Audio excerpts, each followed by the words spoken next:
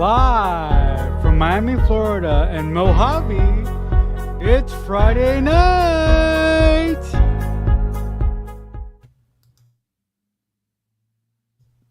Dum. No, I can't do it as good as I did it last time. All right. Dum, dum, dum, dun, dun, dun. It's Starfleet, the Starfleet boy. We did this so much better. I'm I'm letting my You, friend engineer in the background, and he thought we were live, so yeah. we weren't. But I'm saying, do you want to let the people know about our little tech tool staff, or do you just want to pretend it didn't happen? The what? The our Do you, our snafu? Yeah, we were live for like we thought we were live for like 10 minutes. No, it was only like 3 minutes. We thought we were live for like 3 minutes, and then we weren't. So now we're live for real. Yeah, man. I mean, look. Look. We talked about some great things. We talked about the way we like our eggs. We talked about brioche buns. We talked about breakfast foods. It's true. It's true. We did some amazing things in those first 3 minutes. We certainly did. Uh, anyways, Marcelo, I got dragged to the movie theater tonight. I was told by a friend who lives here in Miami, who doesn't want to be known on the air, that this movie was like important. I had to go see the Batman. So I did, and it was amazing. Awesome. I couldn't believe it. I had low expectations because a lot of folks are kind of mixed on it. I think some people are like, "Oh, it's good," and then some people are like, "It's not that great," and then other people are like, "It's too long." I will confess that I wish it had an intermission because I really had to go to the bathroom, and so I missed like a segment, and my friend had to fill me in. He'd already seen it once before, so he was able to fill me in on what was going on. But yeah, it was really good. I know you saw it, and I know you guys talked about it last week on the show. You guys gave a little kind of synopsis and stuff like that. So, let me put on the spoiler banner. Totally forgot to do that again. All right, spoiler banner. Spoilers for the Batman. The Batman. The Batman. All right, so here we go. Oh, no, it's not doing the thing. Damn it. This is so unprofessional tonight. We're also going to talk about Strange New World trailer if we have time, and we'll also do a little, if we have time, we'll also do a little thing for the Obi-Wan Kenobi trailer. Yeah, Kenobi. We gotta talk about Kenobi. How can we? Yeah, we definitely. How can we leave tonight? How can we leave the bar without talking about Kenobi? Let's start with the Batman. So, I'm glad I didn't know much about the movie, except for what was presented in the trailer and stuff like that. Because I went into it kind of just like, and also like having the lower expectations I think helps anytime you go to see a movie. But I was captivated from the beginning. I think that Matt Reeves' vision of Batman is like going to be one that is going to be really appreciated by both fans and also people who just love cinema. I thought it was like a real treat in terms of like the world. I remember hearing a little bit of you talking about Gotham City, and I really loved this like fabricated Gotham City. It was beautiful. It was like it kind of had notes of New York, Chicago. Like I think they CG'd like many of the buildings, but they modeled them after like probably buildings that we see all across the world or whatever. But it always had this kind of gothic flavor to it. Like nothing seemed like super modern.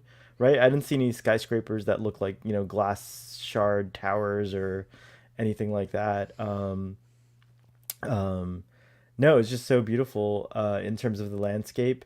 And then I didn't know how it was going to work having a much younger Batman slash Bruce Wayne, a much younger everyone actually.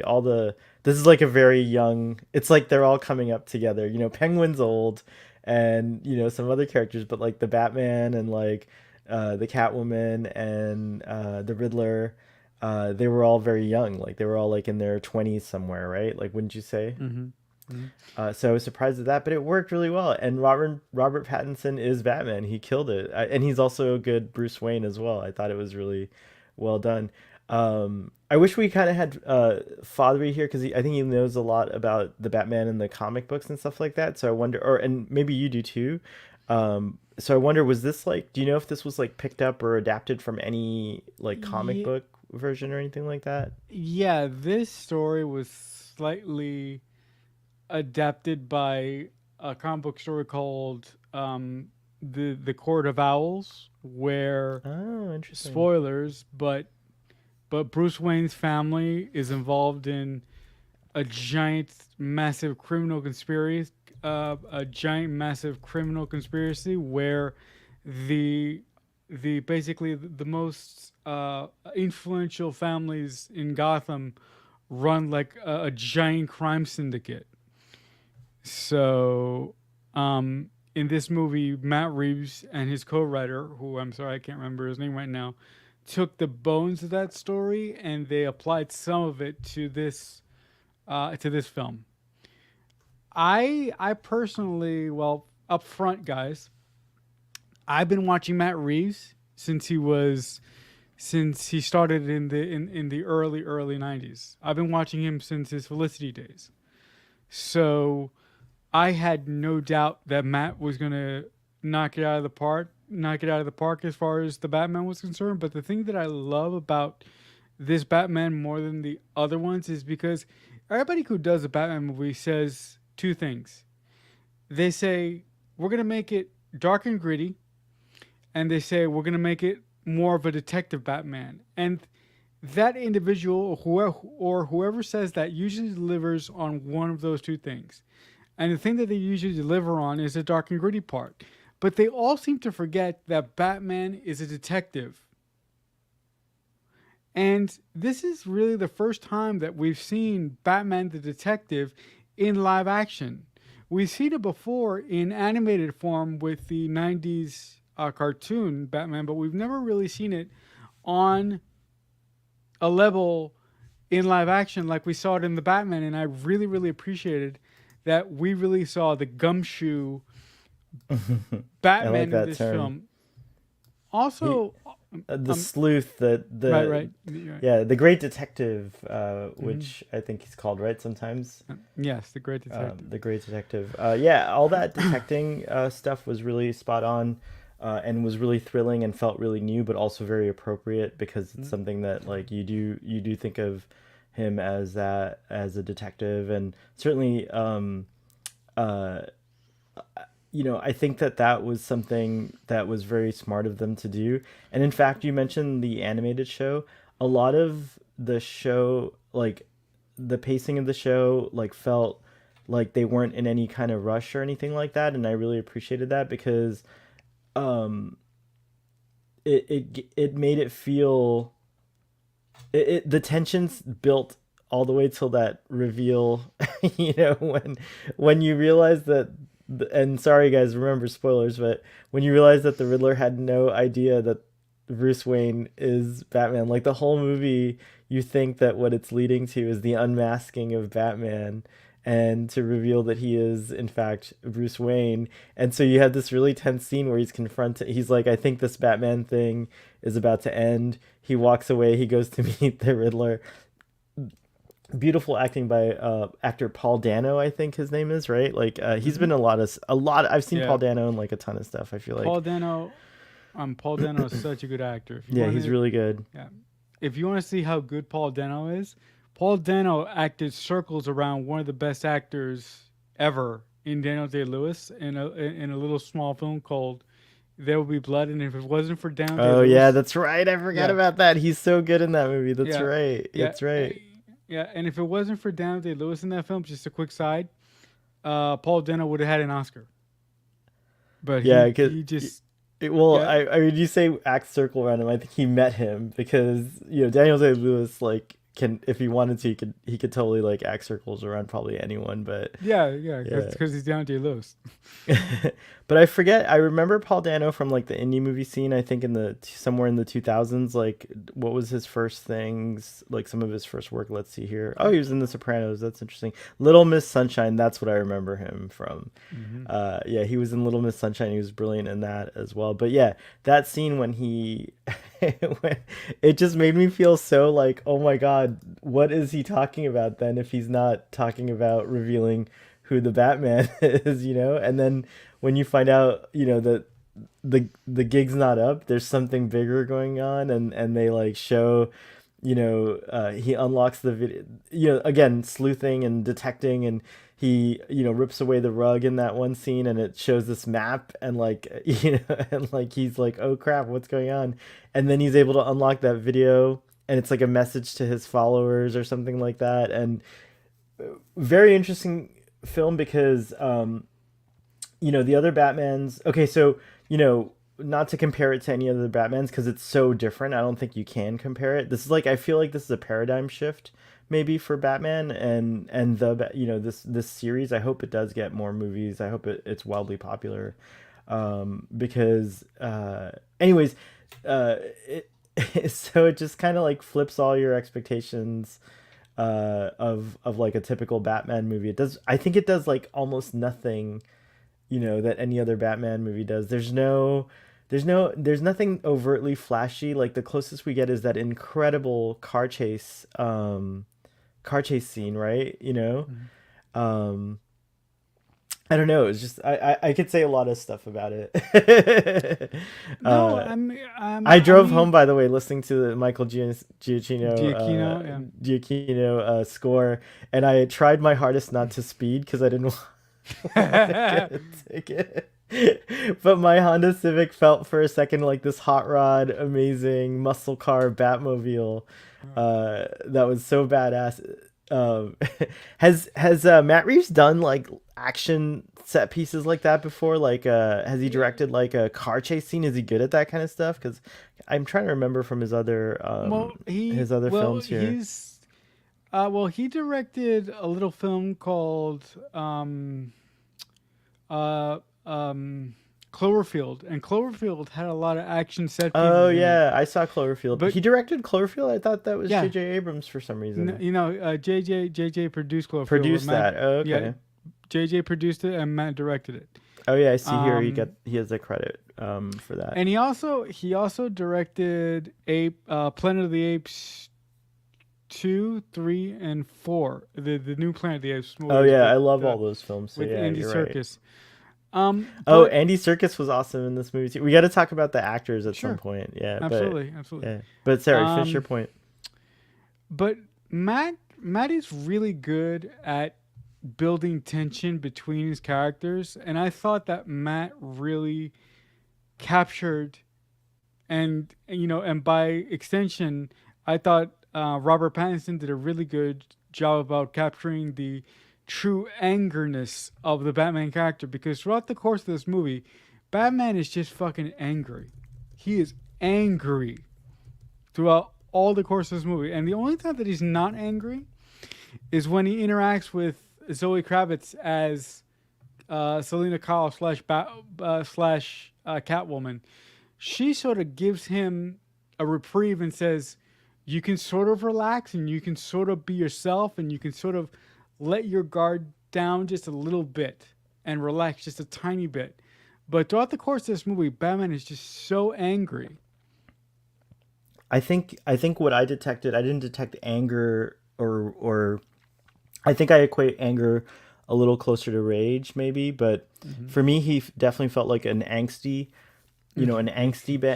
Batman, and certainly, and I also feel there was a kind of a singular kind of mindedness to him that Selena Kyle kind of broke through a little bit in some of the scenes, and I think that maybe he was a little bit, maybe he had developed a kind of like an apathy,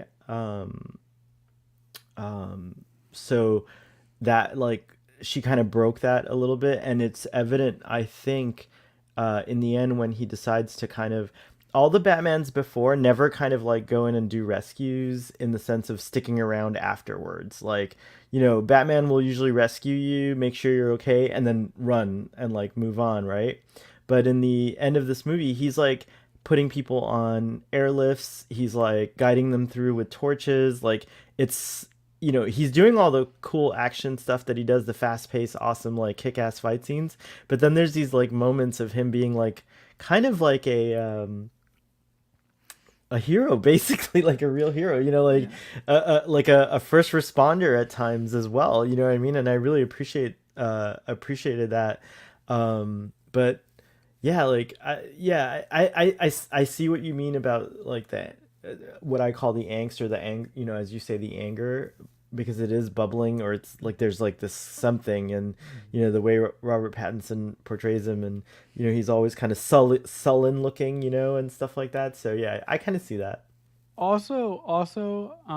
You mentioned it. I really think that this is the first Batman film that gives Batman, the character of Batman, a true arc. Like he actually learns a lesson from the beginning of the movie to the end of the movie. And the lesson that he learns is that for him to be an effective hero in the city of Gotham, he not only has to be able to kick the shit out of villains and scare the Which he crap out of does them, so well, by the way. but he has to be an example. He has to be something more for the people of Gotham.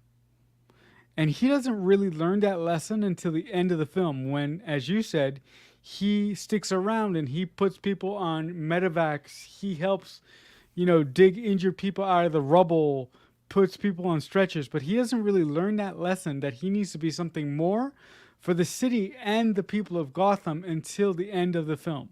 Yeah, And like it's not, yeah, not just he realizes that you know, like Riddler says, like we've been doing the same thing, you know, like we've been using very focused violence and fear to strike fear in the hearts of these villains. And it's like a wake up call for Batman, because he's like, holy shit, like yes, the guy's right in a weird, you know, he's like, you're crazy, but at the same time he's not wrong either, right? And so Mhm. now Batman realizes, like what you said at the end, he needs to be a symbol of hope. He needs to like take the next step and become the like that symbol of hope for the citizens of Gotham, that inspires them to do more than just kick ass, you know, so to speak. Hey PE, how's it going? I just saw the Batman and it was superb. Like I think it's like a genius new version of Batman. I think it's gonna.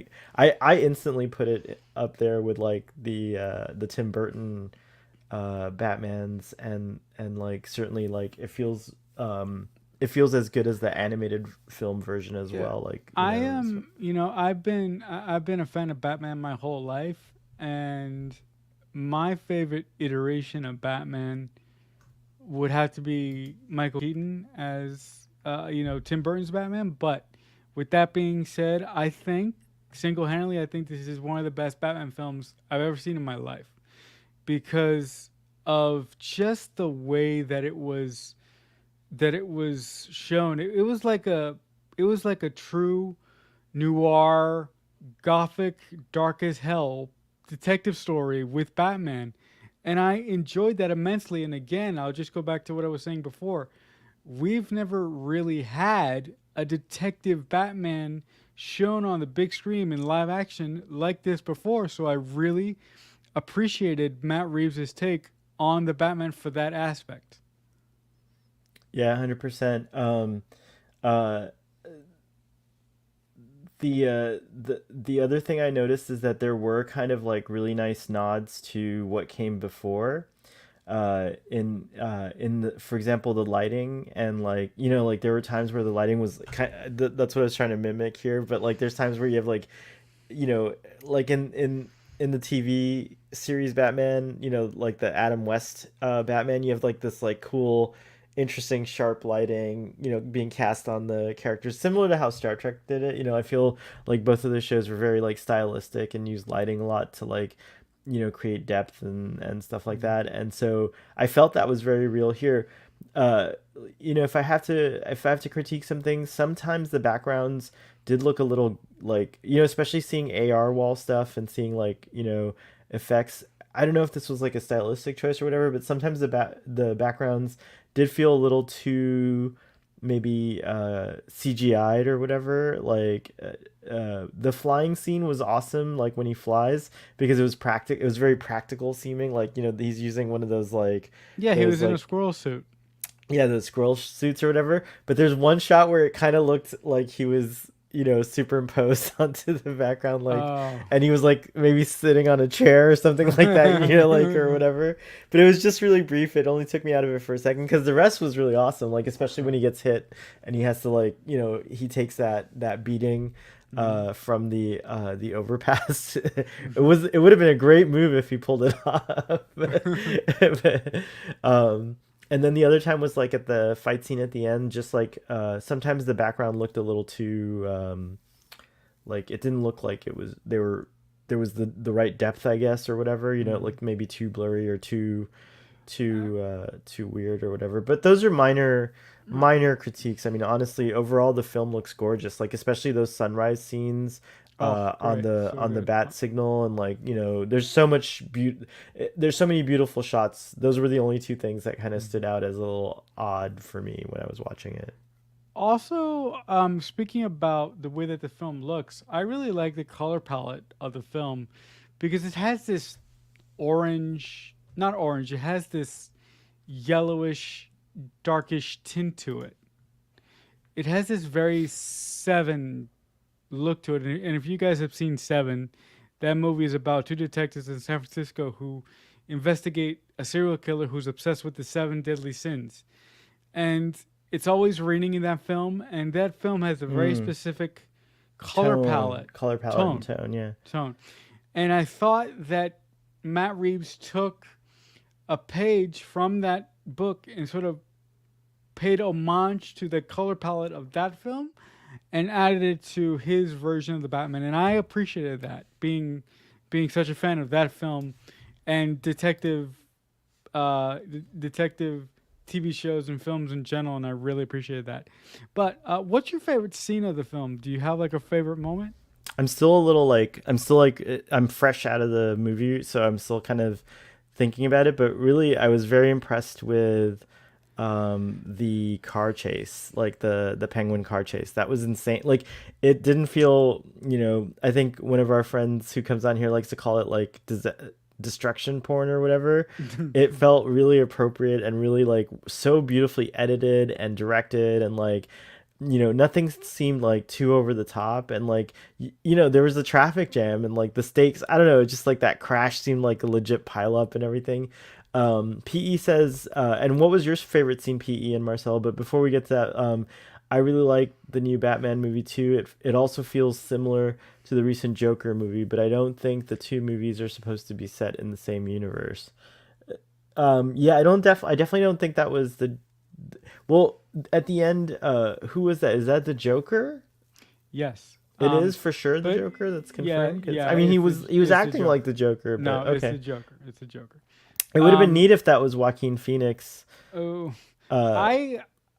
playing the Well, Joker. Actually, Well, just for my personal taste, when Matt Reeves was brought in to do the Batman, he told Warner Brothers that he wanted to tell a singular Batman story slash trilogy, not connected to anything else in the DC universe. So in Matt Reeves' Batman universe, the only superhero that's around is Batman. There's no Superman. There's no Wonder Woman.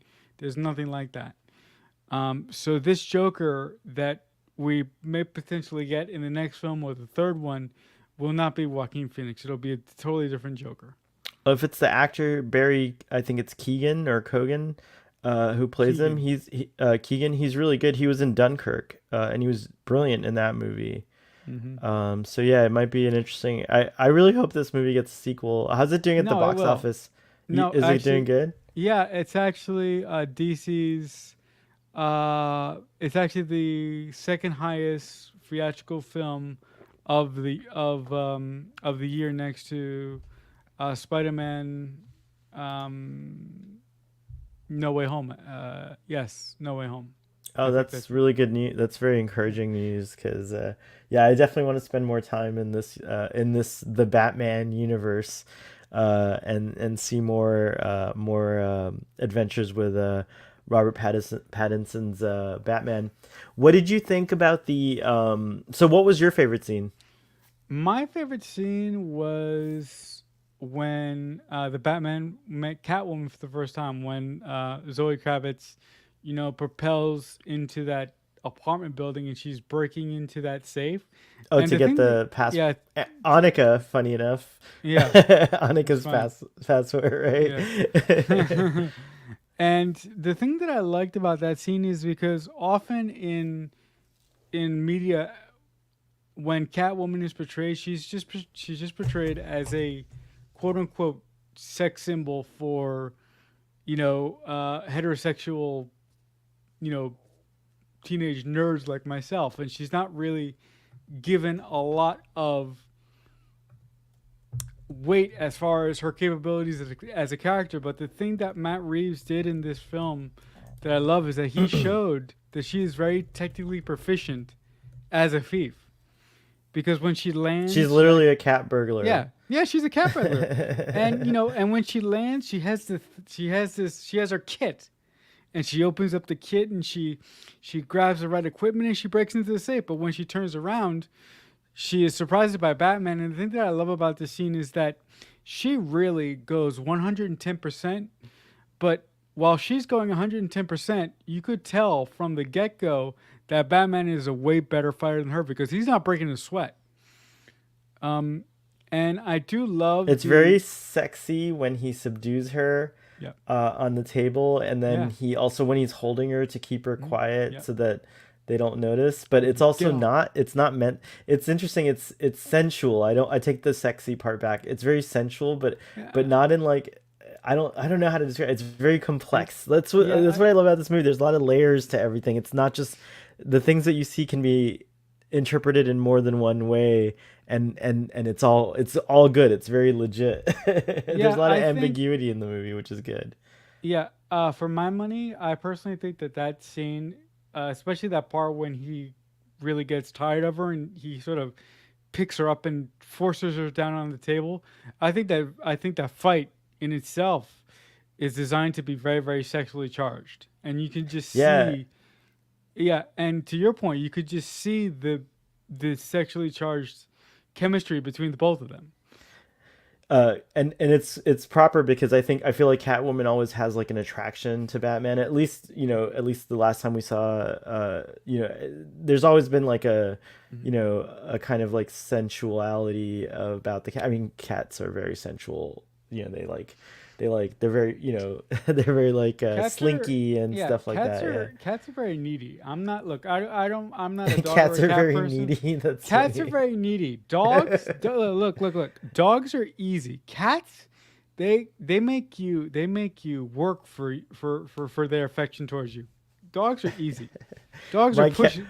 my cat, I love working for his affection because then when he gives it, it's like the best thing ever. When he lets me hold him, and like he purrs in my arms, Yeah, it's like, or sometimes on Sundays he knows like I like to sleep in, so he'll like try to wake me up, and then I like grab him and hold him, and we like lay down together for a little bit, and cool. it's like That's nice. maybe it's a little too much information about me and my cat there, but No, but I think you just proved my point, right? Your cat makes you work for your affection, right? yeah, but I You feel know, like Batman was making her work for his affections in this a little bit too. I mean, certainly there's I love when they kiss. That was like a great yeah, moment it's great. in the It's a movie and great stuff like moment. that. Uh, hey, fun will now commence. Welcome to the stream. Uh, this Batman film sounds very interesting. It's very interesting. It's a very well made The, picture. It's a yeah, well constructed film, in my I, opinion. yeah, I only had two negatives about the film. I, as a very very technical person, when I watch movies, I did not like the way that the car chase between Batman and the Penguin was filmed.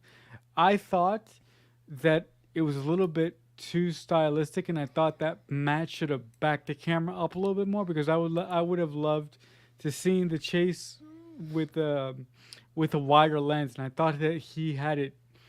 He was too close up and Mm. focused in on it. But that might have been by design because I had a friend tell me that perhaps he wanted it to be that way. Perhaps he made it in that way because he wanted it to be disorienting. Um, Okay, that makes yeah. sense. But yeah, I guess there was a lack of aerial. You know how sometimes you see more aerial shots and like wider hmm shots. You're right. There hmm was a lack of it. Um, that's interesting. It felt fine to me. You know the movie Drive? Yes, I do. I That's love kind that of how movie. I felt. The vibe of the car scenes was Of the very much cars. like Vibe because the like Drive because I love Drive. yeah, I felt like the car was I was in the car. You know what I mean? Like I felt like I was Right, right, right. like in there in the passenger seat like actually experiencing it. It was such an intense Hmm. moment. Uh, PE Yeah. points out with both this movie as well as the recent movie Kimmy. Oh, I got to see that. I heard it's really good. That's now on HBO Max. This year is a big year for Zoe Kravitz. She's phenomenal. Yeah, I don't think I remember her being this great in any of her previous roles. Let me see. I've seen her in. Oh, Zoe, she was good in Mad Max. I didn't know she was in the Lego Batman movie. That's really yes. funny. Zoe Kravitz was also the first time that I ever saw Kravitz. She was in X-Men First Class as one of the Angel, yeah, Angel Salvador, right? as one of the henchmen for Kevin Bacon. Um, but Zoe Kravitz, I mean, she is a tremendously gorgeous woman, and I'm like, if she says anything to me, I'm like, okay, I'll do it. I'll do anything you ever say. I'll do whatever you say. She's tremendous. She is tremendously capable as an actress, and she is tremendously beautiful. Oh, she's Lestrange in Fantastic Beasts. She was good in that. That's the only time I think the only other time like I took note of Yeah, her. I'm not a fan of Fantastic Beasts, unfortunately. Which makes me sad because I'm a Harry Potter nut, but I don't like Fantastic Beasts. Yeah, a lot of people really don't like it. I don't know if I like it actually, to be honest. I like the first movie maybe, but yeah, I guess to me she's just like this is like a new level of performance from her from what I've seen her before. She's never quite like touched me as much as uh I've never took note of her before this Yeah, I as mean, much as now, I as much mean, as in this yeah. movie. I mean, a friend of the show, Braxton, said that he would go straight for Zoe Kravitz when I spoke to him about Batman. That's how I Uh, feel about I, Michelle Pfeiffer. So I think Catwomen have a tradition of being these like mercurial divas that like maybe some of us homosexuals would turn for. Uh, yeah, but yeah, yeah. I don't know if I would say that about Zoe Kravitz personally. Although she's freaking gorgeous, I might kiss her while I'm drinking or something. Yeah, I might go for a kiss. You know, like I get kissy when I'm drinking, so I'm Yeah. open to kissing her I if we're having drinks together. But I have a that's question probably for as far you. as I would go. I have What's a that? question. I have a question that's kind of Sure, related but sure. kind of not. So Okay. so when people drink, they become certain people. Like when some people drink, they become like they yell or they become Hmm. angry or they become happy. What kind of what kind of person do you become? Do you Well, yell? Do you've you seen scream or me do you on the become show. happy? I drink on the show, so like Yes, you kind of yes, I know. do. You I kind kind of of know the know how I answer. become. You've seen me. You know the answer already. Yeah. Yeah, I do. Why don't you tell me what I become? What I I think become? when you get drunk, I think you become happy for the most I part. do. I really Yeah, do. and also when you get drunk, the show comes off a little bit off of the rails. But when you drink too much, I notice and I'm like, oh shit, I better take control Yeah, or he's good. Yeah, you're a great co-pilot there. But I feel like, you can let loose too if you want to, Marcelo, anytime you want to. It's not a big deal. no, but Just I say I've go never for got it. drunk on the air. Actually, that'll be fun one day. No, Um but the thing is, but the thing is, like Woo, Joel. I'm I don't think that I'm ever gonna do that because I mean no disrespect to you at all, but that wouldn't be professional to me. So if I got drunk on the air, I'm like, nah, like On Starfleet Boy After Dark, yeah, it's fine. it's totally all good, and drinking is professional on Starfleet Boy Drinking After is Dark. So, professional. so I didn't, if you ever feel like that's a hindrance, just know yeah, I that get part of the it. professionality here is to have a great time. But also And that drink. means, as I wrote in the description, grab your favorite beverage, whether that's a glass of water, Wow. coffee, like an orange juice or Chateau You know, Picard as yeah. I'm having right now, Oh, like you actually drinking that? That's cool. Is yeah, that I any good? order. You can get at Total Wine. I convinced the wine dealer to get Chateau Picard. But it's not the one that it's not the. I am gonna buy a crate of the Chateau Picard pretty soon that you see on screen. On the show? Okay. Yeah, there's a cool company that does all the Star Trek liquors, and they brand it with like labels that are appropriate to like That's for awesome. you can buy Canar, you can buy Romulan Ale, you can buy like Really? yeah. What company is this? You gotta tell Oh me. gosh, okay, yeah, we've been You talking must about them tell so me. it's pretty, I think they're called, hold on, Screen um darn it, let me see, let me look it You up. gotta tell me. I gotta buy booze. Star Trek Star Trek liquor. Chateau Picard. Now everyone's gonna buy my crate that I want. StarTrekWines.com. Okay. So they have a And Chateau Picard. They have a special reserve version of Chateau Picard and a white wine version of it. They have Romulan ale. They have Klingon blood wine, and they have Canar. So you can get all of those from there. I would love to try ramen. I'm not too in mm, the Klingon blood wine. I'll stick with the ramen. Thank you very much. And then I shall be like Kirk, and I will tell the kitchen Romulan ale is no longer to be served at diplomatic functions.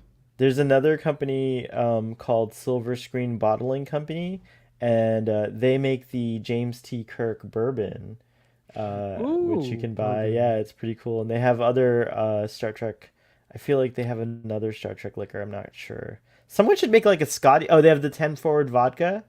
They do. Yes, They have a and they ten have the for. Ooh. Montgomery Scott Scotch. Holy Oh my shiitake god. mushrooms. I feel That's like I great. need to get that too. So yeah, there's like two companies that you can go to. Guys, Unsolicited shout outs these to are both. these are all good ideas for a potential birthday gift for someone involved with the show whose birthday is coming up very soon. Oh, okay, okay, all right. Good to My know. Good okay. to know. Yeah. No, bro. No, but seriously, I'm not. I'm not saying I'm just. I'm just saying. I'm not asking for anything. All right, all Uh, right. Can we reveal to the audience what we're doing or not yet? what are we doing? For your birth? For the. Oh yeah. But have we said it No, we've never to? said it on the air. We'll save it. We're gonna do something special for Marcel's birthday. No, How I about mean no. that? You know what. We can tell them now. I mean, who's watching? We can tell them now if you want. There's a few people watching. It's well, Blue was backstage, but he left. There's But I poor embarrassed Blue, him. where'd he go? I embarrassed him, so I'm engineering my own show. I help when I started helping Father engineering his show. I decided to with it, and Blue was helping me with um, Starfleet Boy After Dark social media. So now he Oh, wanted to cool. help out with this. So that's why we weren't live because Blue didn't push the button. I thought he was gonna push the button, and he didn't So push the live button. But he's so not how backstage anymore. Now it's just me. so how different is the experience when you're engineering one of these things? Like, what do you see on your end, basically? So the people on the stream don't see me when I'm on Text Trek. I think Text Trek sees me. But Text Trek, Fathery. I can't believe I just called Fathery Text Trek. I think Fathery sees me, but like the other guests don't see me.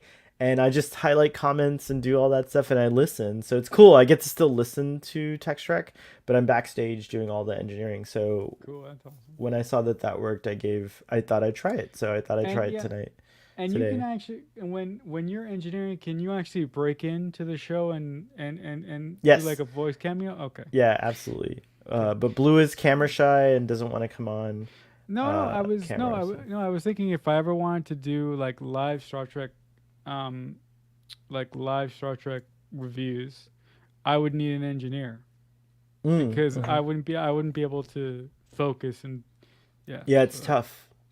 that's cool. But we do a good job. I feel like we're Yeah. doing a good job. Um, So yeah. So do you want to tell the people who at least are here what we're gonna do on the 29th of April? the 29th of April, we're having a celebration of Marcelo. He's a good friend, not just of this channel, but of me. I really love you, Marcelo. You're a great guy. So we're gonna do a watch along of Star Trek 2009. for your birthday. It'll be live, and then we'll have a couple of special guests just hanging out, Yes, we are. and we'll be celebrating you. So I'm really excited about that. So mark your Yeah, calendars for that. it will be definitely fun. And also, we're gonna have some new people on the show that I'm really excited about that never come and hang out with us. So Yeah, yeah, yeah. that'll be Let's nice. not give it away yet, but No, of yeah, course not. No, it'll of be course cool. not. But That's awesome. Oh, Blue says I'm still in the chat. Thanks, Blue. he didn't leave us after all. Let's Uh, talk about Jeffrey Wright being Lieutenant Gordon. So he's not the commissioner in this yet, which Not makes sense yet. again because much younger, early days of Batman. Oh, that's the other thing that's new about it. This is an unexplored period in cinema of Batman. I don't know if the comics have explored like a 20-year-old Batman. Yes, they have. Yeah, okay, cool. This is the comics have a story called Batman Year One. Oh, that's the Batman Year One? Well, well, this is actually Batman in Year Two. Okay, cool, okay. So, but there's a comic book story called Batman Year One that explores the first year of Batman where he makes all sorts of mistakes. He even carries around a gun in one issue of Batman Year One. But I feel that this version of Gordon did a great job. I mean, I'm a huge fan of Jeffrey Wright. I believe his name is right, Jeffrey Yeah, Wright. Jeffrey Wright. He's a very famous actor. Most recently you can see him in Westworld. Westworld, yeah, and he's so good in Yeah, Westworld. Bernard. Bernard, yeah. I thought that he did a great job as Gordon, and the thing that I liked about his relationship with Batman is that you could really see the level of trust between the two of them, and the two of them were really like partners trying to solve this mystery throughout the course of the film, and I really appreciated that. Another indie film. This is the thing I loved about this film is that there were a lot of indie film actors in it. I feel like do you remember Jeffrey Wright's kind of breakout role in 1996, the year I graduated high school? You were probably like too young. Yeah, I was a sperm when you graduated high school. Oh my gosh, I was a spur. Oh jeez. Guys, How? Wait, well, well, how old were you in 1996? Were you not born? When no, were no, you born? no. I was born in oh my God, 88. I almost forgot. What the hell? Oh, nice. Guys, I'm getting Okay. old. But I've said my age on the show before. Yeah, yeah, it's I'm fine. 33. Yeah. Okay. So, oh my gosh, I just had a feeling. What? Sorry. I Anton was like, Yelchin's birthday was oh, it's yesterday, and today, he would have right? been Oh, is 33. it? He's your age. He would have been your Yeah. Oh my god. It's so sad. Cheers to Anton Yelchin. Rest in peace, buddy. Cheers, cheers. And speaking about Anton for just a second, the way that he went out was so He tragic would have too. been in this movie if he was still alive. 100% they would have cast him. Wait, what's that? This is a Coke bottle. Oh, nice. But what were you saying about? I spoke over you when you were trying to say something about Anton Yelchin. Can you say Yes. it again? Do you mind? Yeah, sure. Anton Yelchin was when he passed away. Unfortunately, he was on a roll. I mean, he had done some really really cool indie movies before he did Beyond. But the really sad thing about it was the way that he went out. And the circumstances. Yeah, it was really It was scary so sad. I and mean, sad. he got pinned by his own car. Yeah, yeah, yeah. It was It's so just sad. really awful. I hate to Anyway, think about it. I'm so sorry. anyway, But yeah, anyway. he would have been in this movie. I feel 100% he would Yeah. have been in this Any, movie. anyway, I need to ask you something. Yes, So go. you graduated high school in '96, right? That's right. I love the '90s. So I am obsessed with the '90s. Like you meet people and they're obsessed with the '70s, they're obsessed with the '50s, and they're obsessed with the '60s. I am a '90s kid. So let Nice, me ask you nice. this: as a guy as a person who was there but wasn't really there, what was it like to live in the '90s? I can't help but have a really um rose-colored lens about it. I I can't. do. Speaking of the 90s, what's the song Is it called Under the Bridge? The song they played. Uh, Yeah. Yeah, yeah. It was called That's Nirvana. It's a yeah, yeah. Nirvana song. Yeah. Yes, under is a yeah Something. something in the way, something in the Yes, way, that's what it is. Yeah. something in the way. That song was like play. That was like a big song in They the played it 90s. twice. Yeah, that song was like a huge song. I feel like this, in a weird way, this movie felt like A an '90s. homage to 90s cinema. I don't know. I don't know if I have any justification in saying that. You do but the one certainly it felt song. like it was made for me. Like it made me feel very nostalgic for a certain time, like in a weird way. I don't know. Maybe that's too much, but I mean, like I said, oh, I love the '90s. Like the '90s are my favorite time. Like is my favorite period in human history because all of the things that I love and all the things that I treasure came from the '90s. Like I love '90s Star Trek. My favorite period of Star Trek is in the '90s.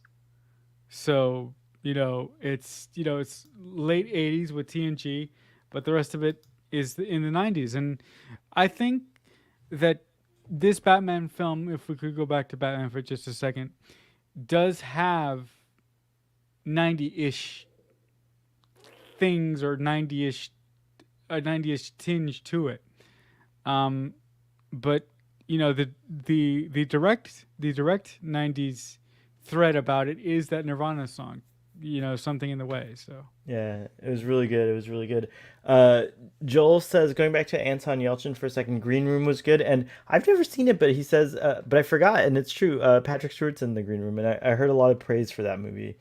yeah, Excuse me, have you seen the Green Room no, but or I've Green heard Room? about it. I've heard about it. Also, I was saying Under the Bridge, which is a Red Hot Chili Pepper song. I think there's a line in the song, something in the way, where he says under the bridge or something, and that's why I was confused about it. But yes, I agree with the statement that PE is saying. Very well put. The 90s was after the Cold War, after the fall of the Berlin Wall, it's true, and then and before 9/11, it was a sweet spot in history. Oh my gosh, that's really, that's a good point. It was kind of like a Pax a Pax Americana or even world a world Pax point. But such few sweet years of peace and optimism. I feel like the 90s, I don't know if you feel this way, but the 90s, they were both optimistic and both very realistic at the same time. I don't know. Yeah, I Uh, think I think the '90s was really special because I mean, well, this is gonna sound funny. I meet a lot of younger people online, and a lot of the Okay. young, yeah. But seriously, I'm not like but guys, I just want to make sure. I just want to make it clear. I'm not. That's I okay. am not. I was teasing you. We know you're Okay, not. I'm not gonna go there. But okay. So when I meet a lot of these young folks online, a lot of these young It's Star okay Trek to be a folks, mentor, it's Marcelo. fine. It's fine. Um, and they say, listen, and I start talking about, how in my day we didn't have streaming services. In my day, we had to get up from the couch when we wanted to watch multiple movies, right? Because we didn't have, the automatic play. And in my day, we had these things called VHSs. And they look at me like, what's Wow, a V? in Yeah, my day, yeah, yeah. It's like, I it's feel like like, I could talk like that more than you. yeah, it's like, yeah, but it's like, they're like, what's a VHS and what's a VCR? And I'm like, oh my god, you're so old. Get away from me. Or no, or no, or You're, no, or you're so young. I'm Get so away from old, is me. what you're Get thinking. away from me. Well, I'm Yeah, 10 years older than you, so I have a little bit different perspective of the 90s than you did. I think yours is probably a little even more rose colored. rose colored than mine is. There were certainly like interesting things going on, at the time, but yeah, I would have to say like overall the Yeah, 90s I seemed like mean, a very like yeah, a sweet spot as was pointed out earlier. yeah. I mean the boys bands, the boy bands. You had Britney, you had Backstreet Boys, you had In Sync, you had the '90s grunge, you had Nirvana, you had Slipknot, you had Korn. Oh my God, you had Rage Against the Machine, you had Pearl Jam. Oh, such good music. Well, going back to Jeffrey Wright, Sorry You've about never that. seen Basquiat, right? No, You gotta I've check it never. out. Do you know who I should. Jean-Michel Basquiat is? No, I don't. Famous artist, a contemporary of Andy Warhol's. Oh, I know who Yeah, Andy Warhol yeah. Everyone knows Andy Warhol, I feel like. is. But yeah, Jeffrey Wright's. He was also in the TV miniseries Angels in America. He was brilliant, brilliant, brilliant. In that, have you ever seen Angels in America? Or have you heard about it? The play. No, I Oh should my look it up. gosh, I should look it up. super poignant film about HIV and AIDS. Takes place in New York. hmm New You got to York. see it as a New Yorker. You got to Yeah. see it. Yeah. It's like, The only movie that I've seen that deals with AIDS and and the AIDS epidemic in America basically is the movie Philadelphia with Tom Hanks and Denzel Washington. I thought that movie was right. great. And he plays That Felix movie, Leiter in the. Oh, sorry. Go ahead. that movie, Philadelphia. You've seen it, right? Mm-hmm. That movie Philadelphia is Is really good. so impactful. Like Yeah, I gotta I've watch it seen, again. It's been so yeah, many years. I think it's been like too many years since I've seen I've it, seen but it. it's really I've seen good. it Yeah. twice in my life, and it's one of those movies that you have to be in a certain in a certain mind state to see it, because if you're not in the right mind state, that movie will will take the soul right out of you. Jeffrey Wright also played Felix Leiter in the recent Bond films, and he Oh had a yeah, that's great right. he had a great moment. Well, he has a lot of great moments, but in the most recent one, he had a great moment, like a send off, if you will. It was really cool for his character. Yeah, And I didn't realize he's been on an episode of Rick and Morty. He's everywhere. He does. Oh, is he gonna be in? Oh no, no, no, no, he's not. yeah. Okay, And it's interesting. also the most important thing about Jeffrey, right, is that he's married to um That's the G, most important thing. Wait, G, I'm trying to find out who he's married to. he's married to Gina Torres from Firefly fame. Oh, he is. Yeah, No way. That's cool. All and right. his wife is amazing. Lucky bastard. Marcel, I feel like you haven't been on a date in a long time. You're very No, no. Here's something. Here's something. Here's something. Here's something a little personal about me, guys. And the only reason I'm saying this is because we probably don't have we probably don't have that many people in the audience. I've only had one girlfriend my entire life, and I when I was in a relationship with this specific individual, I was too young to understand what it meant to be a good boyfriend, and I ruined it. And I've never had a chance to fix it. Do you think the Batman ruined his chances with Catwoman? No, Oh she's no no totally no into. no, she's totally into it. I mean, But if you she look at leaves. She's leaving yeah, Gotham City at the end. don't worry, she'll be back. She'll, where do you think she's going? Well, she did mention that she was gonna go a little down the way to Bloodhaven. So that's like What's Bloodhaven. Bloodhaven? I've never heard of Yeah, Bloodhaven. Bloodhaven is like a small little town adjacent to Gotham City. Oh, I've never heard of it before in my Batman journeys. That's interesting. Yeah. But don't worry, she'll be back. Hell yeah. She'll be back. Yeah. I mean, if you look at it, she's the one that put the moves on him, because she's the one that kissed him. He didn't go for it. She did. That's interesting. I got to give a huge shout out to Colin Farrell. I did not even He's so good I in this knew he was movie. playing I knew he was playing Penguin, but I did not even realize it was him. Like it was such a great departure. He looks so different from himself. First of all, Yeah, like he's yeah. He doesn't. Yeah, unrecognizable. he's unrecognizable. Yeah. It's so different from it's. I feel like this Penguin wasn't as iconic as Danny DeVito's portrayal of Penguin, which is just like on another. It's like Yeah. otherworldly, if you will. Like his portrayal. This is a little more gritty and real one. You can tell like he's called the Penguin because he has some kind of scarring that has left him looking like the way that he does. You know what I mean? Yeah, especially with his nose. Yeah, and the But nose in yeah, particular. It's yeah, true. but a quick word on Danny DeVito's interpretation of the Penguin. Danny DeVito's interpretation of the Penguin, and by extension, Tim Burton's interpretation of the Penguin. He's an actual penguin. He's an actual penguin man. But this, Well, he's something. He's yeah, not. yeah, He may not be a penguin man, but he's definitely some kind of something interesting. yeah, Yeah, but I mean, yeah, they call him the penguin.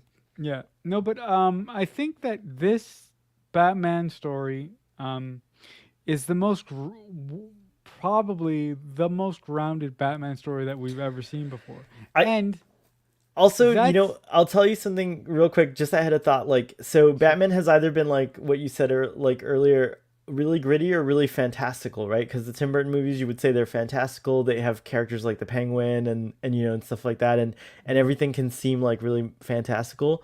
Mhm. But the Christopher Nolan films, for example, Are more grounded. and we haven't touched on the Schumacher films, but we will as well. But are they're more grounded, but then they exclude characters like the Penguin, right? Like the most absurd you get is Bane, I guess. Oh yes, we're yeah, I can't do it right now, but but like the most absurd kind of character you get is Bane. He's pretty over the top, but also in a very like realistic kind Grounded of way. grounded way or whatever. But this is the first time I've seen like the introduction of the penguin where it wasn't fantastical. You know what I mean? Like even in the classic Batman TV show, the penguin looked exaggeratedly penguin-like, and he did Oh, like he waddles and he like does like these penguin moves. This is a oh, cartoon, like, and this uh, didn't feel like a cartoon of penguin, yet it felt very much like it. It felt like it was skirting the lines of like what Dick Tracy does with its villains. You know what I mean? Like, but like it had a I don't know, it's such a fantastic movie. I can't stop. I'm yeah. still I, processing how I, I feel about this you movie, but know, there's I, so much to think about. I really think that, um, well, here's something to think about.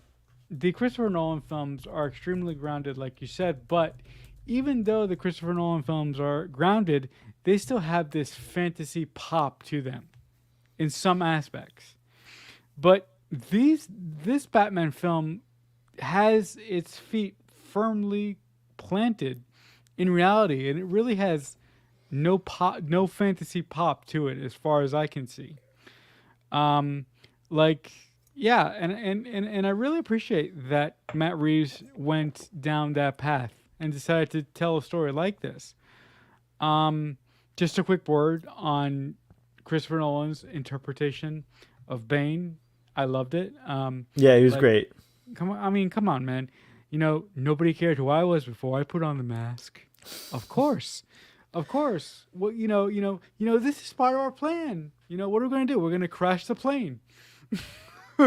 Yeah, It's great. I like that they had Oswald Cobblepot's Cobblepot. nickname was Oz. Like I like that they kept Yeah. calling him Oz throughout the thing. Like his Uh, his quote unquote friends at least called him Oz, which was interesting, and others called him the Penguin. Uh, I d- I gotta say also extremely impressed, and again another 90s indie film legend kind of. John Turturro was oh, insane performance in this as movie as Falcone. Falcone. Oh Oh, my so good. gosh, like really dark and evil and riveting. Just like, yeah, I thought he was such a great villain, and the tie-in with the Wayne family and like just like I love it's so sinister, isn't it? Like, Mhm. he's like so good. PE says, let's see here. Have the kids seen Dick Tracy? I saw that in the theater. Yeah, I saw that. Joel, you're starting to date Wow. yourself there a little bit. You don't have to say, but I wonder if I we're around the same age. I'm 43, but yeah, yeah. I saw Dick Tracy in the theater. Epic watching that in the theater. Now I want to watch Dick Tracy. That's what this movie felt like to me. It feels like I wish kind of like I'm glad this movie's come along when it has, because I think Batman's just become so big, and it's nice to like shrink it back down to like a smaller scale in some ways. I don't know if that makes any sense. You know what I mean? Like go back to its Yeah. basics or its roots in a weird I way. think I think it's just really nice to have a Batman movie not connected to a greater cinematic universe. and to have Batman as the only superhero in that specific universe. And Which is really how it's been until until Marvel. the what?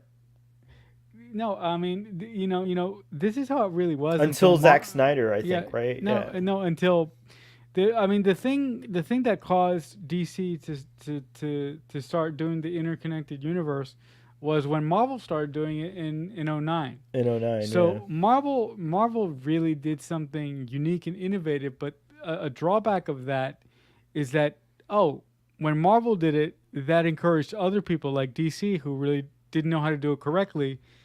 They wanted to, do something similar, and unfortunately, they couldn't do it as well as Marvel did it, and that's why DC is in a little bit of disarray. I'll just say that. Hmm. Um, Yeah, I mean, I definitely feel the same vibe that DC doesn't kind of pull off the thing as well. But yeah, like I don't think there was any other superhero crossovers until the Zack Snyder version, right? Like that version of the Ben yeah. Affleck Batman Hmm. is the only one who's shared screen time with other superheroes, right? Yes. Yes. Interesting. And he will again, and so will Michael Keaton. I saw a In the trailer Flash. for, yeah, I saw a trailer. They did like a cool DC Universe trailer Yeah. on there. Yeah. PE says there is going to be a new series based on the Penguin coming to HBO Max. I did not know that. Yep. And Oh, it actually got picked up to series this week as well. I don't know if you knew that. Uh, interesting. It will be a spin-off from the movie similar to how Peacemaker was with the Suicide Squad movie. That's really interesting. Let me see if I can find information about that. That's cool. yeah. If Oh, you it's if you called Batman Cape Crusader. No, no, that's an animated series that Matt Reeves, J.J. Abrams, and Bruce Timm are going to work on. Oh, okay. That I'm really excited about. But if you go to like Deadline or the Hollywood Reporter and you just Oh, type he's in gonna be on TV. Like what? Colin Farrell's gonna do a TV series. Yeah, That's like a first. I don't know if Colin Farrell's ever done TV. Maybe no, like in his no, early career or something like no. that. But Actually, no. This is actually going to be Colin Farrell's first TV project, wow, as far that's as I know. epic. By the way, Colin Farrell, his best movie role, I believe, is this small little Disney film called Saving Mr. Banks. It's a Oh, he movie. was really Yeah, good in that. I forgot about that. yeah. It's a movie about the author behind Mary Poppins and where she got the inspiration for Mary Poppins. Yeah, And I believe that he, I think in that film, he's the best I've ever seen him act in that film. I loved him in Alexander. I thought he was really great in Alexander, even though, He was. uh, that movie definitely isn't above reproach. It's not. But It's not perfect, but it's it's pretty good. it's a pretty good movie. I liked him in that. It's okay. But It's he's done okay. so many great movies. Like I feel like he's kind of an interesting actor because he can pull off like action Mhm. super like he can not superhero but action like hero, like a leading man in that sense, like the dashing leading man, and then he pulls off this penguin character that's unrecognizable, and he nailed it. He was like so superb as the penguin in this. I thought he was really a great. I thought he did something new. That's the thing. This movie just does something new for all these characters. Mhm. The Riddler that no no disrespect to Jim Carrey, but the Riddler now seems laughable when you see Yeah, Paul Dano's Riddler. yeah. Like I mean, the even the more Rid- than he already was. He was already laughable, yeah, but you know what I mean. Like the Riddler in this film really portrays the kind of person the Riddler would be in our reality. If there was an actual Batman, like if there was an actual billionaire out there in the world that we know that had $1 million and I wanted feel to like Mark dress up and Zuckerberg's the be a only one hero. who's old, like the young enough to be no, but he could never pull it off. No, I could never pull it off. He's Maybe in not. the metaverse. No, we but no, we but can all be Batman in the metaverse if we want to be. no, but I think that Paul Dano's Riddler is a really good a really good example of what someone like that would be in our actual world. if he actually existed. And the Jim Carrey version, I love him because I grew up with Jim Carrey. Um, I think that he's a little bit more comical for sure. Absolutely, a little bit more comical.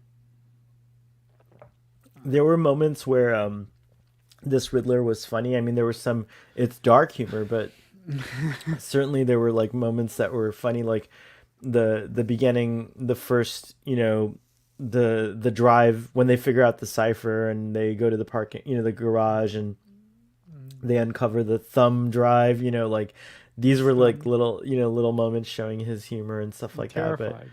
yeah, it's like, I see why you compared it to Seven in a way though, because it has that like that build up to the finale, and then you're surprised, like it subverts your Yeah, expectations, like what you think is happening is not what's happening at all, which is yeah. insane. The first scene of the movie is very, very Seven because Riddler is stalking a an elected official, and the way that he does it is like, and the way that he uses the masking tape, and the way that he uses the specific tool that comes all the way back around to be a key to discover the Riddler's bigger plot at the end of the film. It's just phenomenal. I mean, it's Yeah. really great. Kudos to the makeup artist. PE is also pointing out Colin Farrell playing the Penguin and being unrecognizable doing it is similar to how Christian Bale portrayed Dick Cheney in the movie Vice. That's so true. Yes, Yeah, it's actually, very true. the movie Vice was a really good movie, but it also made you realize what a scary individual Dick Cheney must really be because Yeah, that because was a hit piece if I ever saw one, but I agree with it. Andy Serkis, so Alfred has a special place in my heart, and Andy Serkis won his way into Alfred. Like I bought him as Alfred at this point in his life. Like it's interesting. Like Alfred has that moment in the hospital scene where he kind of puts his perspective on what happened with Thomas Wayne and the whole situation and everything like that. And I thought that was great because it's true. Like I love that. Like I love that. Like people can make mistakes and still be good. If that makes any sense, you know what I mean. Like people can have a moment of weakness and still be a good person. And I want to believe that Thomas Wayne, that's true, that he was gonna go and confess and like tell the police everything, and that's what got him, and from Alfred's perspective, that's what got him murdered. And it's kind of noble that he was gonna like fess up, and like it would have been so different. Like he would have definitely gone to jail, and Bruce would have grown up totally different, had his parents not become the martyrs in a sense that drive him to this like Cape Crusader, lifestyle or whatever, or this like mission, if you will. And I love that Alfred's like, I could never be he didn't try to be a father. He knew he could never be a father. He just tried his best to like toughen him up and make him so powerful that he could fight off the demons, if you will. You know what I mean? Like he could like defend himself in situations.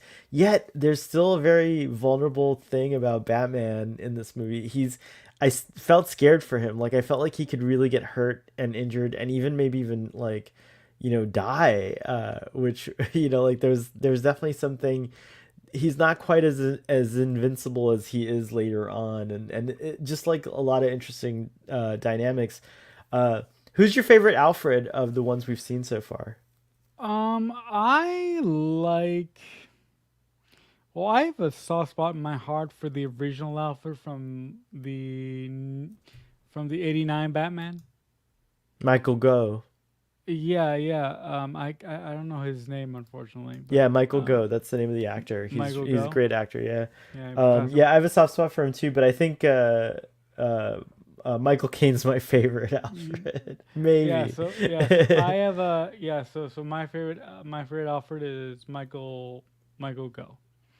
Because I look, I loved the Christopher Nolan Batman films, but Alfred has never been, you know, someone who I look forward to seeing in every Batman movie except uh in the Tim Burton Batman.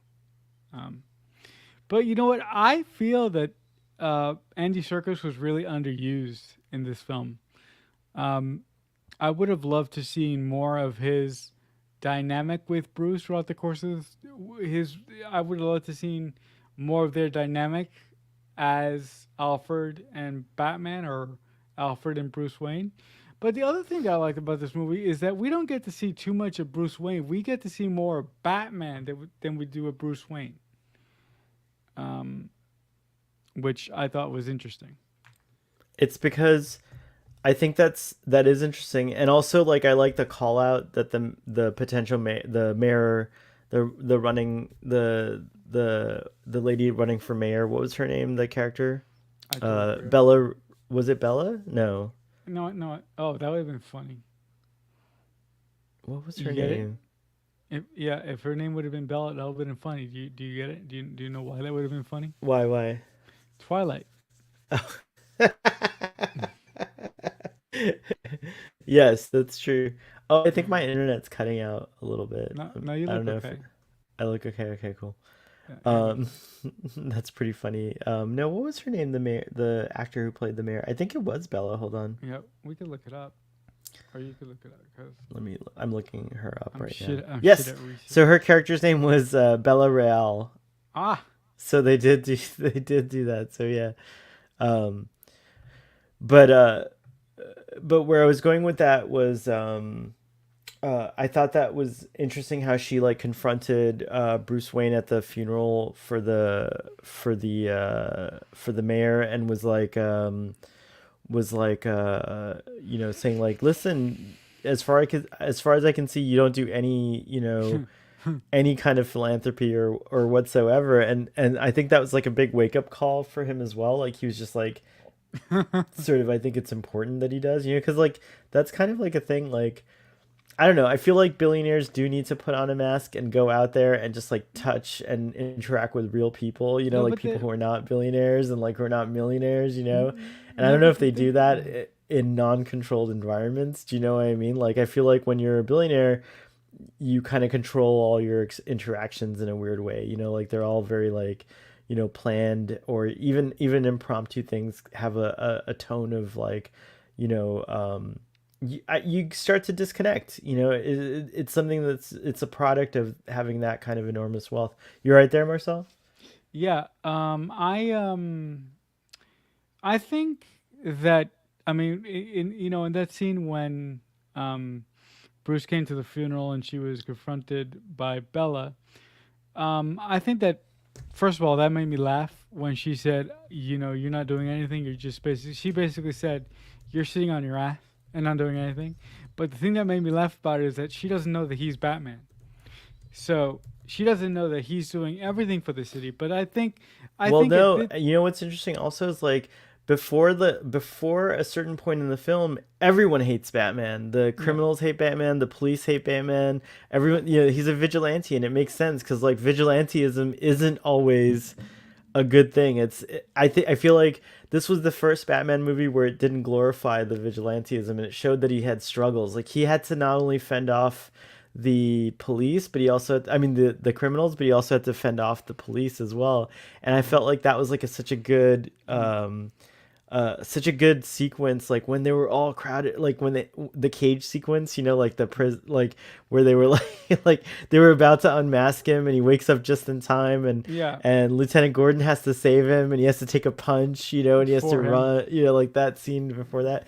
So And I thought that was interesting, and it was interesting to see Batman's like feelings about the police and his feelings about go ahead. can you hold on for 1 minute? I gotta do something. One Yeah, go second. yeah, go One ahead. minute. 1 minute.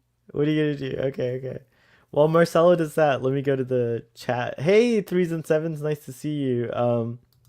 Joel says, I recognize Michael Go by voice in the 1962 Phantom of the Opera. I haven't seen that version. I gotta see it. That's very cool.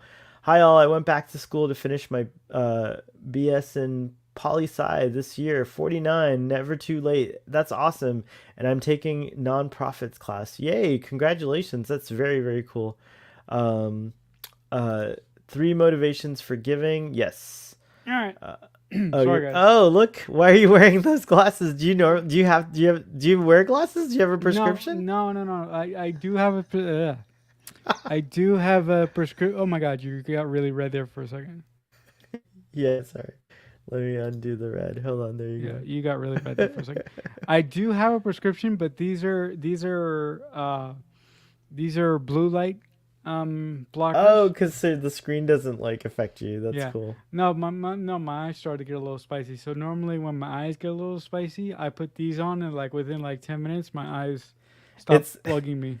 it's interesting that they look like a certain character in this movie's glasses. By the Yeah, right? Yeah. They look like Paul Dano's They do. I don't know. So I'm dressed up like the Starfleet boy, and you could be, you could be the I don't know uh, the something the yeah, a Marcella, version of the Joker Or the Riddler. no, Riddler, not the Joker. Um, Yeah. I love the anti-police and anti-rich themes. Yeah, there was a lot of anti-police and No, but anti-rich also, themes in you it. know, It's true. also, if I could come back to that scene when he's speaking to Bella in the funeral for the mayor, I think at that point, I don't think that Bruce is concerned with helping out the city.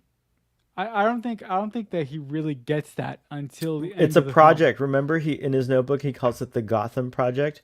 Right, right, right, I don't think he really knows what his mission is, or you know what right, I mean. Like he's still figuring it out. He just knows he wants to stop like crime. You know, he wants to like right, put a dent in crime. I guess, right?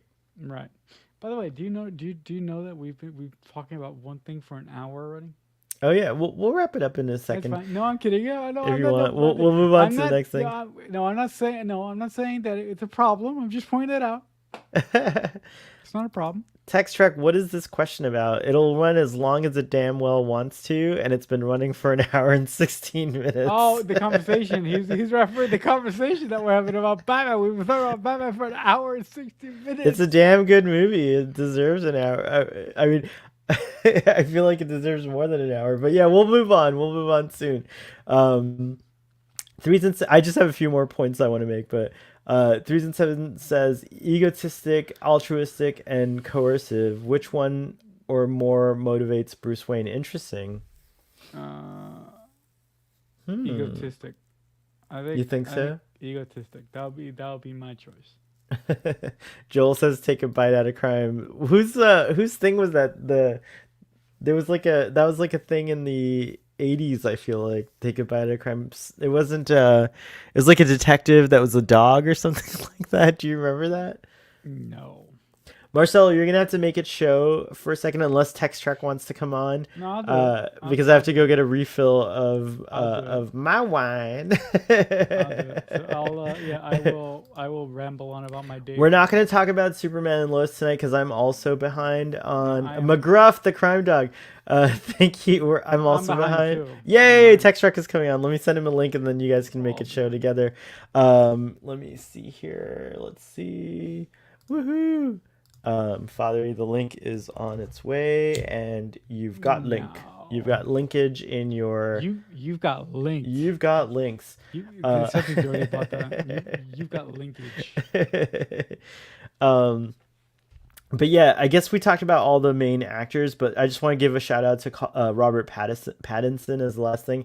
I had no confidence that he would be a great Batman. He was fantastic. Yeah. I didn't think he could pull it off. I'm sorry because I like Robert Pattinson as well, but I just didn't see it connecting. And I think he was really great as a young Batman. Hey, Fathery! What's up? You're What's what's up? up now. I'm Good gonna go get evening, a sir. refill of wine. You and Marcelo make a show. I think I've said everything I want to say about Batman because I know you don't want to talk about it because you hate Yeah, it. man. I don't even hate it. I Oh, just you think don't? Okay, it cool. was very boring and uninteresting. Okay. I loved it. It felt like an indie film. All right, you guys make a show for a second. I'll be back. The first 2.5 hours of it aren't even that bad. It's just the other 6 hours after that where it The kind other of 6 loses hours me. after. So it didn't. So it's safe to say that it didn't really vibe with you then, right? I mean, I knew going in I probably wasn't gonna like it. It didn't look like what I wanted for a Batman movie. I think it had some good ideas, and the cast is very good. The casting is great. Um, a lot of people Zoe Kravitz was phenomenal. I really loved Colin Farrell as the Penguin, stole the show. But yeah, just I don't want like more like gritty, real world, realistic, dark, depressing, dark. Everything has to be dark and gritty and joyless. That's not what I like about superheroes. That's not what I like about Batman. So Okay. I don't know. I have a lot more respect for like the Nolan movies. I think they actually had like more heart. I think more heart, and they also kind of like romanticize Batman a bit more. And it's just gives me what I appreciate from this type of stuff. But You guys, the police have shown up. I'm just kidding. I just want to show off this weird light thing. That's the thing I don't like about Batman. I'll be right back. A big problem of mine with like superheroes in general is like everything has to be about like like the status quo is right, and we need to defend the status quo, and the bad guys are always like these crazed radicals that want to like take down the status quo, and like the systems are all good. You just have to get like the corrupt bad apples out, and then everything works. And that's just kind of the you just kind of have to accept that with superhero stuff in general. What you're saying really tracks a lot, because your favorite superhero of all time, correct me if I'm wrong, is Superman, right? Yes, yeah, he's my favorite fictional character of all time. Right. So Superman, at his core, really has a light to him, right? So it makes sense that you're kind of tired and sort of fed up with the gritty style of these Batman movies that we've been getting lately, because you want to. But I like a lot light. of Batman stuff. Right. I love the '90s cartoon. I like the Nolan movies. Right. But yeah, I wouldn't even call this a bad movie. It's just not. It wasn't what I wanted, and it didn't keep me interested. That was right. It's a really long movie, yo. Yeah, it was about what? It was about 3 hours. No, it was 3 hours and 47 minutes. I think I might like a sequel more. If they made a sequel to it, I would go try the sequel. Yeah, they are definitely making a sequel to it. I'm sure. I think it's probably going to be pretty successful, right? Probably pretty popular. Yep. And actually, for a movie that so wisely tried not to be an origin film, it still spent a lot of time setting up a sequel, didn't it? Yeah. I I really, for me personally, I didn't feel that it was trying to set up a sequel. I felt that it was trying to sort of really tell. They showed us the Joker. Right. They just shoehorned him in there. Yeah, I didn't like that at all. I hated that. I like that actor, if it's who I think it is.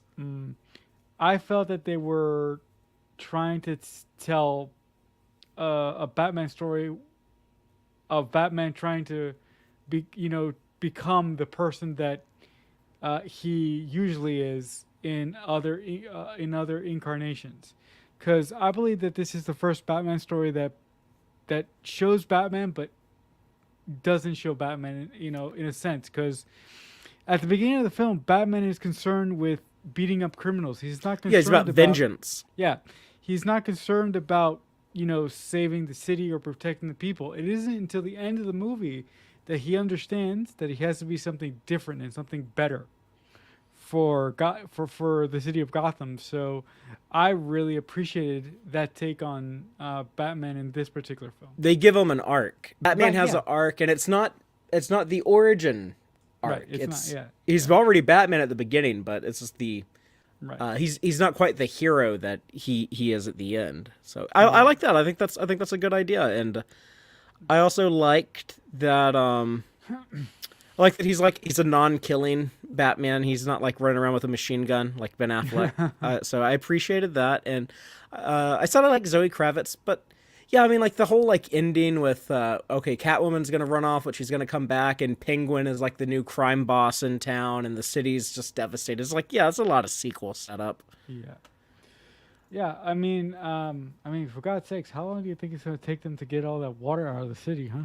And also, I thought the Riddler was too weird. That's not what I want for the Riddler. Like the crazy. He was like too crazy. Like when he's like kind of like getting off on them handcuffing him and stuff. It's like I don't know. It's just weird. Yeah, it was a bit too much for you. And at the end when it had like all of his Twitter followers were like attacking the city. Yeah. I thought it would have been like a cool opportunity, if there's so many fucking Batman villains in the comics. He has the largest rogues gallery of any supervillain. If they just took like some D-list Batman characters that are never going to be the main villain of any movie, and they had like these colorful villains for Batman to fight, I think that would have been so much more fun. But it's like the movie is like, sometimes it was kind of embarrassed to be like full on like, you know, comic booky superhero type story. Like I thought it's like weird. Everyone's calling him Vengeance. Like just call him Bat. It's not gonna hurt you to say Batman. Just say it. Just say it. It doesn't hurt. Yeah, I really liked that they sort of made that Matt Reeves made that decision to sort of really make this story a really down to the ground telling of Batman, and to not call him Batman. I really like that. But you know, to me, it just feels like you're embarrassed. You're embarrassed to say Batman. Like it's just weird to me. Okay. But yeah, I mean, look. For the most part, I really, really enjoyed this film, and I thought that it was really great. I mean, for my money personally. Yeah, a lot of people seem to be enjoying it, and no one should feel discouraged because of my complaints. Like I said, like I have kind of like specific ideas of what I want to see with Batman, and I knew from the first trailer that this probably wasn't going to be it.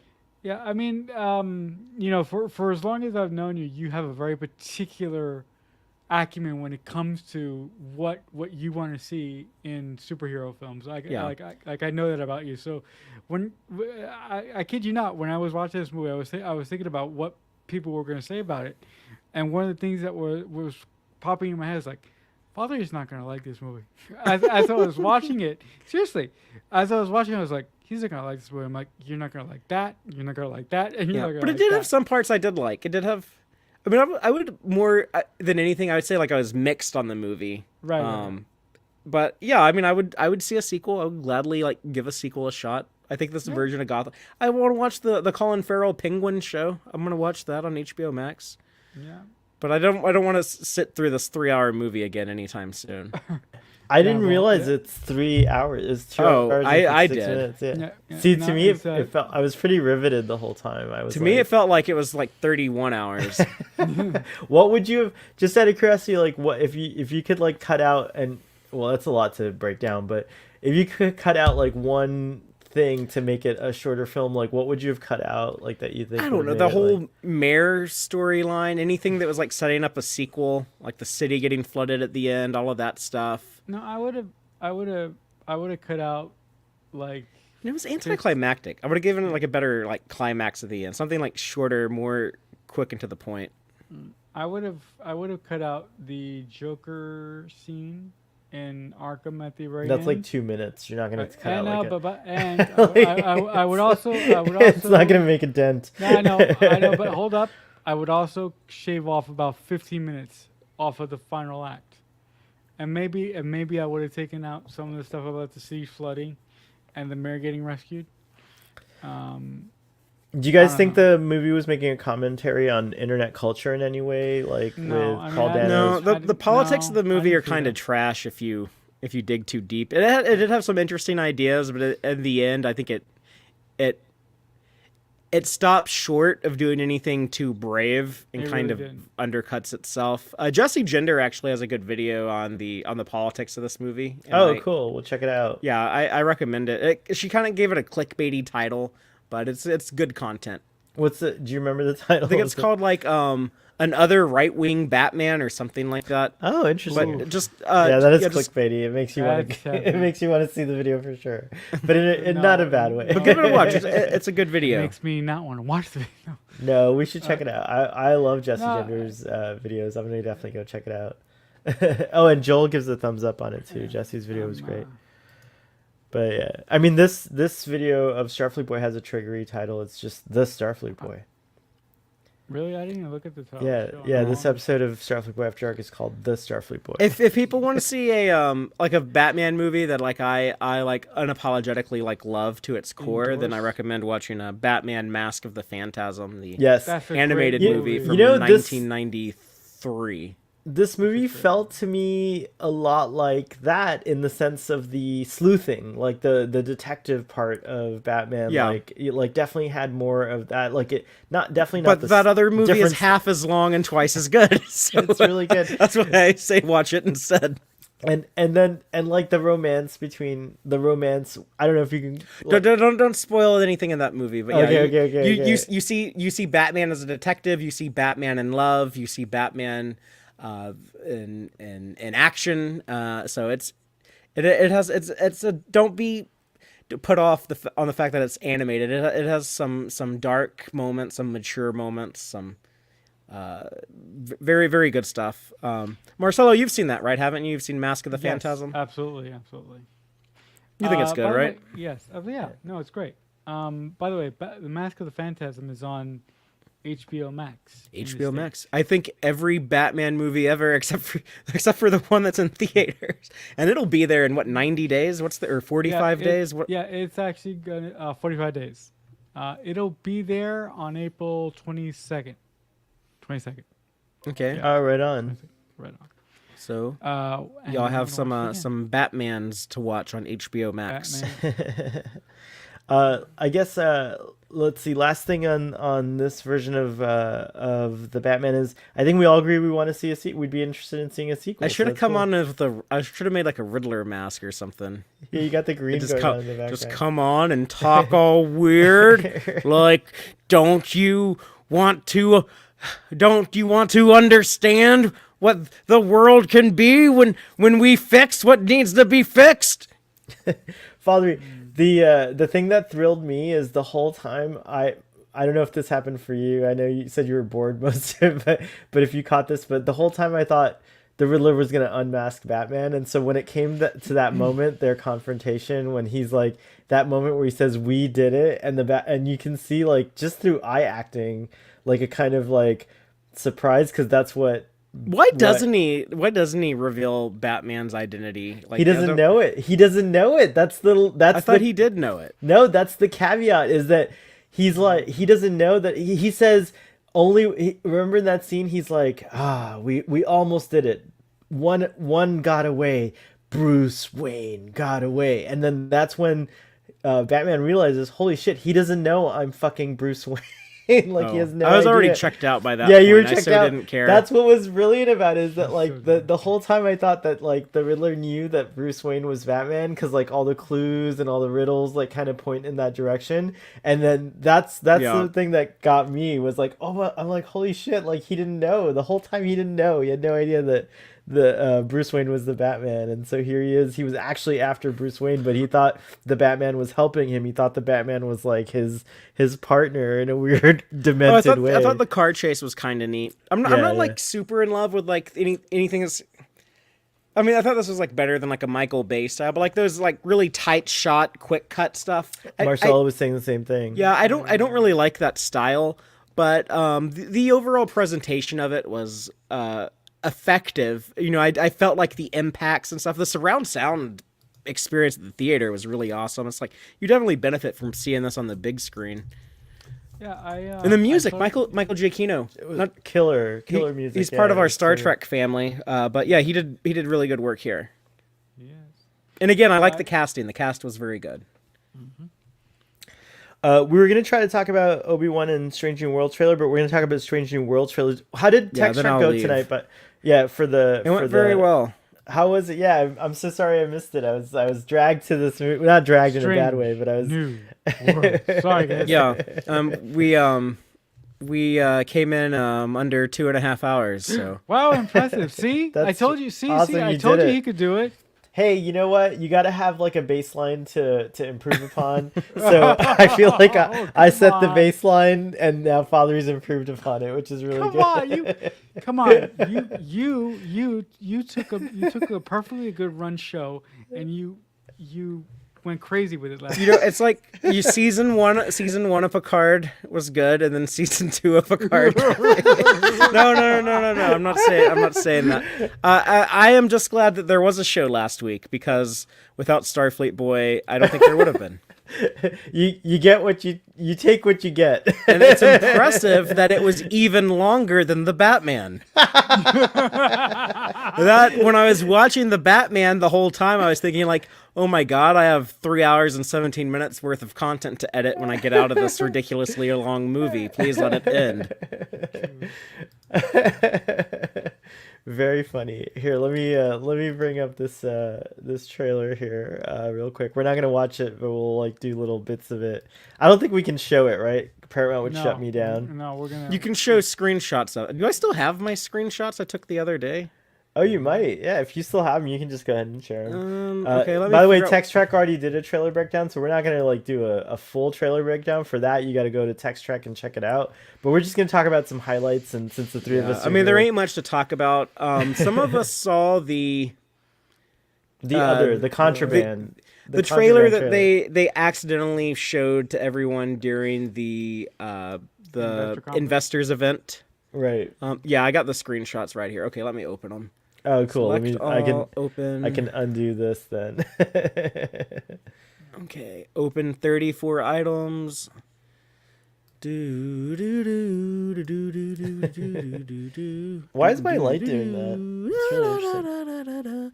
Okay, here we go. That was my music I entertain y'all with as I'm waiting for these images to load on the screen. But they are here now. So. Done. I just want to say also that I like the bat suit. I love that it was like he was like a tank. I liked it. I didn't say I love it. I don't like the armor. I don't like the armor looking Batmans. Actually, as much as I hate Zack Snyder's vision, I do like the idea of Batman just like a gray suit with a black bat and a black cowl and cape. I posted on Facebook today. I said, I think my perfect Batman would be Christian Bale's Bruce Wayne wearing Ben Affleck's suit, driving Robert Pattinson's car out of Michael Keaton's cave. And then the McDonald's tie-in promotion would be Val Kilmer's glass mugs. And we don't need anything from George Clooney. Sorry. You know what? With Kevin Conroy's voice. That's amazing. You know. Speaking of that McDonald's promotion, I still have my mug. You got all four? No, I have the Batman mug. I don't have all four. I have one of the Batman mugs. You want me to go get mine? I got Batman, Robin, Two-Face, and Riddler. I've had them sons of bitches since 1995. Oh, wow. Good stuff, man. I'll go get them in a minute if you want me to. Joel says I get him, but Joel says you left out Adam West. How does he fit into all of this? Poor Adam. I think they should paint the eyebrows on the next bat suit. We can have Adam West, the Adam West Batman poll. Yes. Remember we were watching that. We were talking how Adam West poll was bigger than the Burt Ward poll. Yeah, that's true. Yeah, Although Burt Ward's poll was bigger than Adam West's poll in real life. Oh. Sorry, I had to go there. Really? They did horrible things to Burt Ward. You guys don't. I mean, Fathery knows. We learned about it when we were watching. We were doing the discussion / watch alongs on Earl Grey Trekkie, but yeah, Burt Ward was they tried to like make him sterile basically to hide his wares. That's that's how he tells the story, right? He says like my junk was so big, my junk was so enormous that it was embarrassing Adam West. So they asked me if I would take some drugs designed to chemically castrate dogs to shrink my junk. That's insane. Could you imagine? I don't know if I believe that, but oh my lord, that's a little much. Hey, look at this image. All right, here we go. Oh, thanks. We got it up. Nice. There we go. We got it up. That's a nice shot. So we know this. We don't think this is Mojave.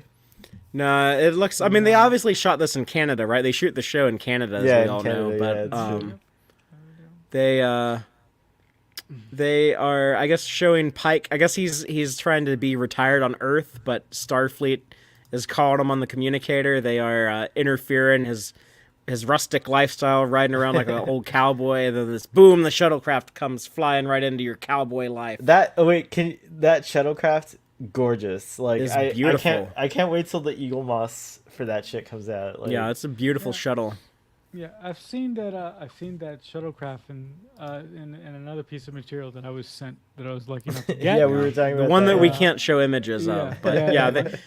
but believe us when we tell you that they are holding back. There is some A lot. really awesome stuff that Yeah. they A haven't lot. shown the public yet. By the way, yeah. By the way, I just would like to say that I really enjoyed the voiceover by Rebecca Romijn in this trailer, but I kind of like the the thing I wasn't supposed to see a lot more than this. Yeah. Well, the other trailer, it showed more of the cast. Right, right, right. This is really only focused on kind of the A feeling tone trailer, right. and on Pike. And there's one Right. shot of Spock. Right. But what it does convey is the idea of strange new worlds. It does show us multiple worlds. So, Which makes me very exciting. And it So- appears one of those worlds is Vulcan. And I think I have theories on Spock. I have theories on what year I think the show takes place in. Do you mind sharing it, or did you already share it on your stream? I'll share it here, but it's stuff that we've talked about before, I think. But I am now thinking the show is set in the year 2260, which probably doesn't mean much to most of y'all, but that year would allow them to do 5 years, 5 seasons before they bump into the original series. Okay. Would start in 5-year mission. 2265. Yeah. Yeah. Because we know from Echeb's book report to Captain Janeway in the Voyager episode Q2, he says that Kirk commanded the Enterprise on a 5-year mission from 2265 to 2270. So that means they could, for Strange New Worlds, they could do 5 seasons. Wait, but they you're could telling me Echeb's thing was the first time we found out the dates? that's the first time it's like set in stone like that. Oh wow, I didn't realize that. That's like crazy. on Okay. screen. Okay. So if this is set in 22, I got an echo from one of y'all. But if this is set in 2260, that means this is 7 years before the episode Amok Time. So that means that Spock might be in some Ponfar action. Oh, is he nude in this scene, by the way? Oh, I knew you were gonna go there. Come on, man. Really? He actually Fine. has a giant raging Ponfar boner Oh god, right now. guys, I do not need this. It's This too is why it's early. after dark, man. That's Guys, what the come whole, on. that's the point of after dark. Come on. No, now every time I see this scene, I'm gonna have that in my head now. Thanks a lot. I also like that it was called a Ponfar boner. Like that's like the best Oh my description God. of it I've ever heard. That's interesting. Wow. You know, in Enterprise, they call the Vulcans pointies. What if it's not because of their ears? Oh, nice. Nicely played. They just Nicely have played. pointy little Ponfar boners ready to This, That are this just- look. throbbing green, full of hot green blood. Oh my god. Is this a watery landscape? I don't remember from No, the that's trailer. this is Vulcan. This is the desert, right? No, I know, Like, but they have like a lake, a gigantic like body of whatever. But so I thought like there's something. But you're right, it's like dunes or something, right? And like wind yeah, this blowing. is the perhaps, desert, yeah. and then I don't know if that's Vulcan or some other. That looks like big cloud or something. And Yeah, that's an interesting shot. Like what might be going on there? Like it's crazy looking. It's like lightning, and it looks like it's trying to like encompass the planet, or maybe the planet's blowing up or something. Just wild. I feel like it's. Do you think it's gonna be a? Do you think there's gonna be many like subs? Like, do you think we'll visit like a new planet almost every episode, or do you think there'll be these like Yeah, packets of 3 or something like no, that? you know? It'll be I think Not necessarily a new planet, but a new thing every week. there's Yeah, going to right. be 1 2-parter, and then everything else will be a standalone episode with a Standalone. new location, Interesting. a new planet. Akiva Is what I think. made that abundantly clear. Yeah, I feel I feel Wow. like someone said that, so maybe that was Akiva Goldsman. A modern take on episodic television would be pretty interesting. It'll be I a think. breath of fucking fresh air. Like that was my favorite thing about The Mandalorian. That first season of Mando, just be like, oh, we're Mando and the kid. Where are they going this week? Guess we'll find out. No, but the other thing that Akiva Well did said. mention is that this show is going to be heavily episodic, but it is going to have a cohesive storyline in the background. Yeah. going through the episodic episodes as well. So I appreciate that. And I Yeah, wanna see- DS9 did that. yeah, DS9 did that. Yeah. Joss Whedon's a fucking asshole, but the shows He did Buffy and Angel are great examples of yeah. how to do that. He did that. Fucking masterclass on how to Well, do that. Doctor Who's really good at that too. Doctor I feel Who, like. yeah, a lot of the modern No, Who. You know, Buffy. I mean, Joss really innovated the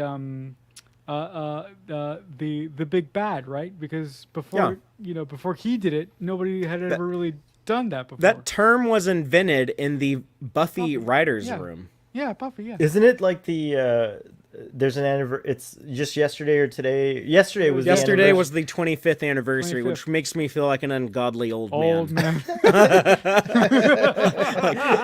1997 was 25 years ago. Like, Oh shit! 96 is when I graduated high school. I was just Oh like my Marcelo earlier. God. So yeah, so 26 years ago. Damn. I Damn. love me some Damn. Buffy. Like Savick says "damn" Damn. in Star Trek Damn. 2. That's how I say it right now. Damn. hey, that movie is 40 years old this year. I know. That's nuts. That's nuts. What isn't very old though are these Discovery environmental suits from Discovery season 2, I guess. So they're gonna have some of the Discovery props, but we also saw, looking at that shuttlecraft and then go all the way back to this communicator that's on the desk. I like that community. That they will have some. They're going to take a lot of the Discovery stuff, but they're also going to have stuff that's closer to the original series. So they're going to be moving the visual style between Discovery and TOS. Yeah. There's a good like the- in-universe explanation too, because each ship kind of has a shuttle style that matches the look of the ship, sort of. Yeah. And so we can just chalk it off to like we hadn't seen these shuttles because those are exclusive to the Constitution class. Or they're just new. They might just be or they're a just little new newer. shuttles. Yeah, I agree with that too. Yeah, but that's yeah, cool. it's kind of like how the Titan in Star Trek Lower Decks, the shuttlecraft that Boimler gets in from the Titan, it looks like the nacelles Cerritos shuttle, in except particular. Yeah. except the nacelles match the Titan, and then the Cerritos shuttles look the same, except their nacelles match the Cerritos. And to be fair, the disco shuttles have a TOS vibe to them. They have that third leg or whatever, that like back leg, you know what I mean? Like that, remember in season 1 of Disco when the shuttle takes off, it has that retractable third, like that back leg or whatever. So that was like I think that was like A very small gesture gesture, towards in that direction. Yeah. What did y'all think of this image here? What does that remind you of? It reminds me of the new aliens. What are they called? Prometheus. It has a Prometheus vibe to me. Like Does a that type Giger of thing. design? Oh, okay. So I Giger, said yeah. I said that, and then Brian on the stream that we did on Text Truck, he's like, "That doesn't look like a Geiger it design." looks to very me." Giger So- or Geiger. Yeah, it's Okay. like super Geiger. I know he doesn't have the best eyesight, so I'm gonna blame that on like his eyes didn't make it out. I mean, this looks like Look, we even got Joel fucking even said evil Joel even- vagina right here. Yes. looks like Wait, that. no, the evil vagina is the Borg ship in Star Trek Picard, and I love it. Oh my I'm God, here for the evil vagina. But yes, this also looks like an evil vagina. Oh my, wait, so what is the so what's the deal with Star Trek designing evil vaginas lately? It's the year of the woman. We want to like give prominence to women in all ways. No, I don't know. I just love it. I think there's too many phallic symbols in sci-fi. I think it's great to have yonic symbols for a change. I don't know if there's any rhyme or reason to it, but it's cool.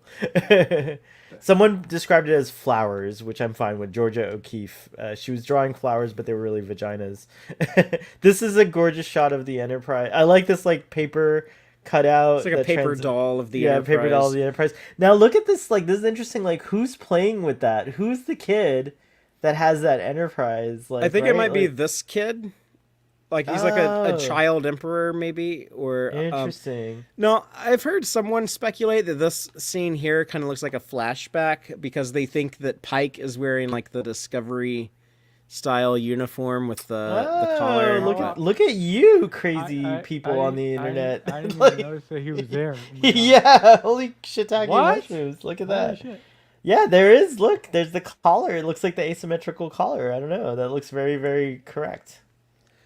Interesting. But the trailer starts off with him. He has like the beard, and he looks like he's distant Defeated. from Starfleet. He's Yeah. out of it, and we hear a character characters say, like I need you back, Chris, or something like that. Who do you think that character is?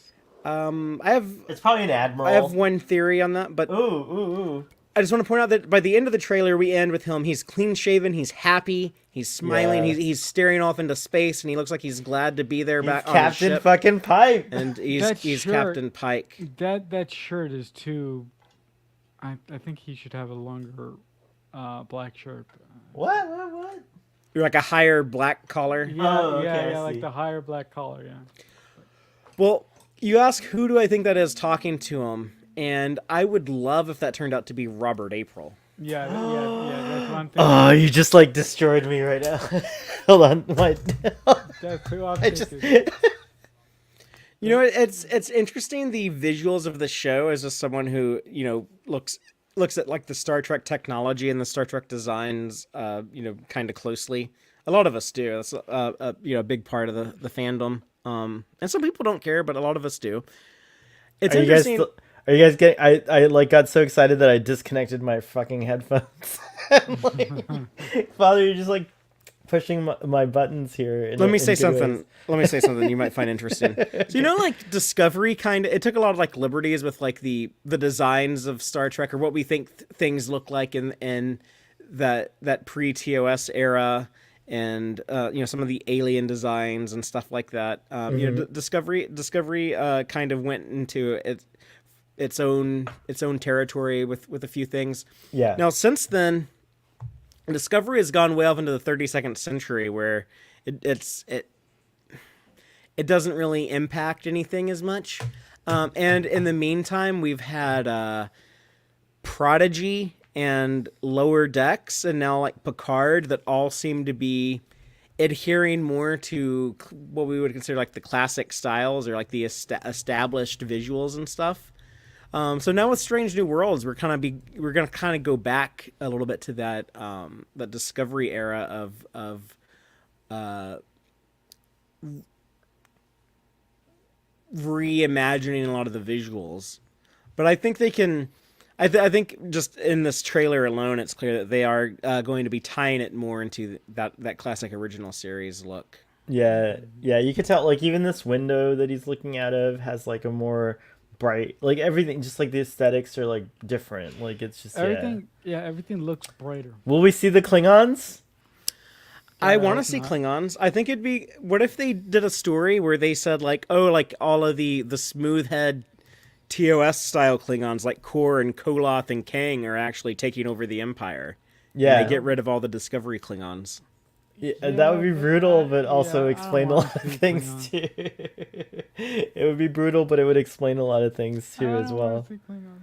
I kind of do. It's such a TOS thing, like, and I want to see them be like intelligent adversaries, like that can be as witty and like like kind of bite back in a sense, not just in a warrior way. But I also kind of want to see a little bit of the Worf style, not in the makeup design necessarily, but just that warrior thing that TNG kind of established more, the honor. Yeah, it's gonna be interesting. It'll be very curious, but I definitely want to see Klingons as well. I want to see like Kor, Kang, and Koloth style Klingons in this show. Yeah, I agree for sure. What about seeing some new aliens that we've never seen before? Oh, for sure. I think we definitely will. I think we're gonna definitely some new see planets. that. Yeah. What about some? I think we're gonna get some. Worlds? I think we're gonna get first contact missions. I think we're gonna get like I don't know how wild the show's gonna get, but I think we're gonna get trippy sometimes, just like the original series did. Like, yeah. But I want to revisit some of that stuff. I want Tholians. Give me some Tholians. Yes. I want to also, like, I know for a fact a certain species that originated on Enterprise is going to show up in here. Huh. Oh, interesting. Oh, you know that for a fact? I know that for a fact. Ooh, Interesting. Very interesting. You got sources. Interesting. Okay. You got you got a compliment from Blue. Father has good theories. Joel says, I'm glad someone likes them. I agree. Baby Gowron can outsell Baby. Baby Gowron. Well, we just had a cameo of the famous Klingon General Martok on Picard this week. So His skull. It's so great. I can't wait And to go watch also- Sex Track. Also, we had a Gal Dukat cameo on Picard too, because his skull was Yeah. also there. or should I say Skull Ducat? Skull Dukat. I think who was it that made the joke on Twitter that I saw it first? I think it might have been Thad or Alex Perry. I can't remember who did it. Or it might have been Captain Revo. Anyway, shout out to you guys. Whoever did that. Witty, funny stuff. Cool. So is that all the shots from it? Yeah, I think so. We got the warping. Yeah. Beautiful. But I don't know if y'all remember, but a few weeks ago we were talking about like when are we gonna see a trailer for Strange New Worlds? When are they gonna release it? And I said I think it'll be in March, shortly after Picard You did. premieres. You were right. But yeah, we'll get more very soon. Within a month we'll get another trailer. Yeah. So do you think the second trailer that they're going to release publicly is the one that I think they're gonna cut another. Is It might be that, but Yeah. more. that one or But recut. Probably some of that same footage, probably some new Recut? footage. But yeah, Yeah. it'll be longer than this, and it'll give us a broader look. I think at the cast. The story, kind of not Yeah, the I story, mean, but just the teasers story, of like the story is going to be hard to do because it's going to Yeah. be different stories every week. So, Yeah. but you'll get a better sense of maybe some of the different flavors. Like, this looks like a scary episode, and this looks like a big action episode, and this looks like a big talky diplomatic episode. Something like that. Maybe they can kind of give you like a sizzle reel or kind of a highlight reel to convey some of those different notions. But yeah, I'm very excited. The beauty of this new golden age of Star Trek, of all these multiple shows, is that all these shows are very different. Mm-hmm. And we're getting very different. I get a very different thing from Prodigy that I get from Discovery, that I get from Lower Decks, that I get from Picard. right. And Strange New Worlds looks like it has its own unique identity as well. I used to think so small. Like my whole gripe with Enterprise and Discovery in the beginning was like I was just like I just want to go forward. I want to see late 24th century, like early 25th century stories. I want to go move forward in the show, and it ends up that Star Trek's giving me almost. And I also wanted a new show set aboard the Enterprise. But I had these Well, you very got it. specific. I had these very specific ideas of what that was. It didn't turn out the way I thought, but what it is better. I mean, we have a show going so far into the future. It's like the 32nd century. It's wild as fuck. It's doing some crazy stuff, like in a time where they're like, you could just literally the ships are wild. Like they have like programmable matter, like all this stuff that you never thought like pushing it like so far into the future that it's almost trippy. I now have that 25th century show. Picard's giving us like those like glimpses into the progression of that story, and now we're gonna have a show set aboard the fucking Enterprise. You have two animated two shows animated in the late shows? 24th century. Yeah, exactly. So it's covering, and then now we have a show that's gonna be set aboard the fucking Enterprise, and I am so hyped. Like I'm just like ready for it's not the next Enterprise, but I don't really care anymore. I'm just like so happy that we're gonna have it. And someone said it, I forget who. It's like It's a the producer. best Enterprise. This is my favorite Enterprise. It is the This is the Enterprise of the original series. This is the Enterprise that battled Khan and the Mutara Nebula. I know. This is the Enterprise the Enterprise that Kirk stole to go find Spock in the search for Spock. It's true. This is the best Enterprise. That's true, no doubt. 100%. I mean, and we're gonna get a show that gives mean- us more about it. You know what I mean? So I think this is the first prequel that I'm like hungry for in the Star Trek universe. I think and I do think that this show will really complete Gene's vision of like the first promise of Star Trek. Like this will be a version of what the original show would have been like with Jeffrey Hunter and Majel Barrett as number one, I think. I think that Gene. I think it'll definitely. I think the quote unquote Gene's vision, which is a trigger phrase these For a days lot of people. for a lot of people, but I think that the Gene's vision is alive in all the series. Personally, like I think there's like aspects of it in every No, I single mean, Star you Trek know, series. It depends on what yeah, person you're talking Gene's to. vision Yeah. you're You're talking about. Like, it's true. if you But- talk to him in 1964, 1974, 1984, you're gonna get three very different visions. I'm I'm out talking of him, about the so. horniest Gene's vision you can imagine, and it's coming true. Well, they were all very horny. Yeah, it's true. Yeah. All his visions were horny. It's No, true. but I'm a Star Trek fan that doesn't really hold. I don't hold. I'm not that particular really concerned with canon or Gene's vision. I just want to see different creative people have their take on Star Trek. So for my money, what we've been getting so far, as Father has pointed out, we have very, very different shows. We have a different show in Lower Decks, Picard, Prodigy that I don't really like very much. And we have all sorts of stuff. We have all sorts of different flavors of Star Trek, and I enjoy that. Sorry, I have to respond to Jessie Gender's tweet. I'm so excited. What'd she say? She said, "So, and this is not a complaint, is the Borg ship in the Picard season 2 premiere supposed to look like a giant vagina?" I'm like, and I'm responding right now. Are you an expert on that subject, Sohel? No, not like no. but I, but I love. Are you mansplaining? Are you mansplaining vaginas to her? No. I'm just. Wait a minute. Wait a minute. Wait a minute, Zohel. Do you not like vaginas? We can't be friends anymore. I don't dislike vaginas. I personally would not be intimate with a vagina.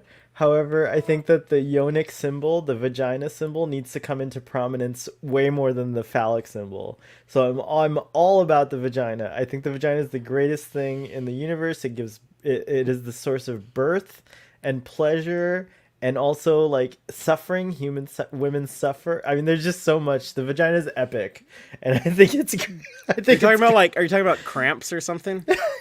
yeah, all that. The Okay. time of the time of the month and all that stuff. So I feel like none of the three of us are qualified to talk about this subject on this we're not. degree.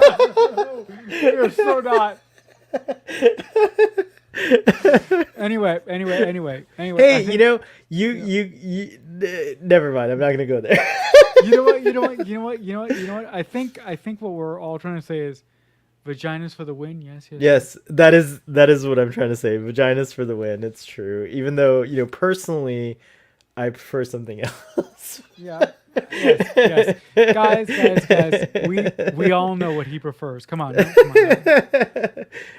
Anyways, will you guys make it show just a little bit so I get a refill, and then Father will either say goodbye to you, or we'll hear a really interesting take on the Obi-Wan like trailer. No, I'm going away before Obi-Wan. Obi-Wan, okay. I'll be back. I love the rotary phone next to the communicator. Yeah. Yeah, He's an old-fashioned dude, huh? Yeah, I love that thing. So yeah, you really think that the guy who actually is talking over the communicator is Robert April, or like do you? I mean, maybe. I don't know. I mean, it could be any. It could just be it could be random Admiral Joe Smith, or who the hell knows? But Why do you think Pike is sort of isolated himself and has? that's what I'm wondering. I mean, we meet Pike in the original series, in the menagerie when they flash back to the cage. That story, it's about a captain who he's fed up with being a captain. He's thinking that he wants to quit and go trade sex workers, I guess, which is awkward. But yeah, he just kind of wants to ride his horse around and be a cowboy maybe. And even the doctor who makes him a martini and says, Dr. "Perhaps Boyce. Dr. Boyce, you should, even Dr. Boyce says, you should step away because you look a little run down, a little ragged." Because I think that that version of Christopher Pike from the cage is just tired of the whole thing. Yeah, and I think maybe this Pike, it's either It might be a flashback to that, but I don't think so. It kind of works better if it's contemporary because it's his hair is all gray now. So when they hired him at the beginning of season 2 of Discovery, his hair was dark and kind of gray, and then slowly over season 2 of Discovery, it got grayer and grayer, and then grayer. yeah, and then before you knew it, Grayer. it was just he's the famous silver fox that he's come to be known as. So maybe sometime after that season 2 of Discovery, after those short treks that they did, perhaps he is, he's having like those visions of him in the wheelchair. He knows his fate or something, and he just decides like he needs a break, and he considers trying to leave Starfleet, trying to skip out on his fate, avoid destiny if possible. But eventually he's called back in, and maybe he has to come to terms with like, what, I know this isn't going to end well for me, but this is what I'm meant to do. This is what I have to do. I need to be in this chair, because in this chair you can make a difference, just like Kirk taught Picard. Do you think that we're going to see him in the chair at the end of the series, or do you think they're going to stop short?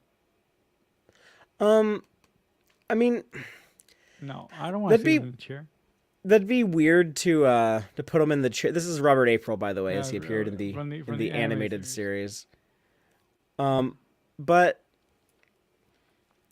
I personally don't want to see that. The chair wouldn't happen until season 1 of the original series, so they'd have to get past Kirk and all that stuff. But I do really like the arc that Pike is going to have, because if you recall in Discovery season 2, he talked about like his dad was, what do you call it, a theologist, or like a doctor of religion, talking about like all the different religions and stuff. And even in the cage or the menagerie, you remember like when he's being tortured in hell, I guess, like they put like that image of he's in like a lake of fire, and the Telosians are saying like, from a fable you heard as a child.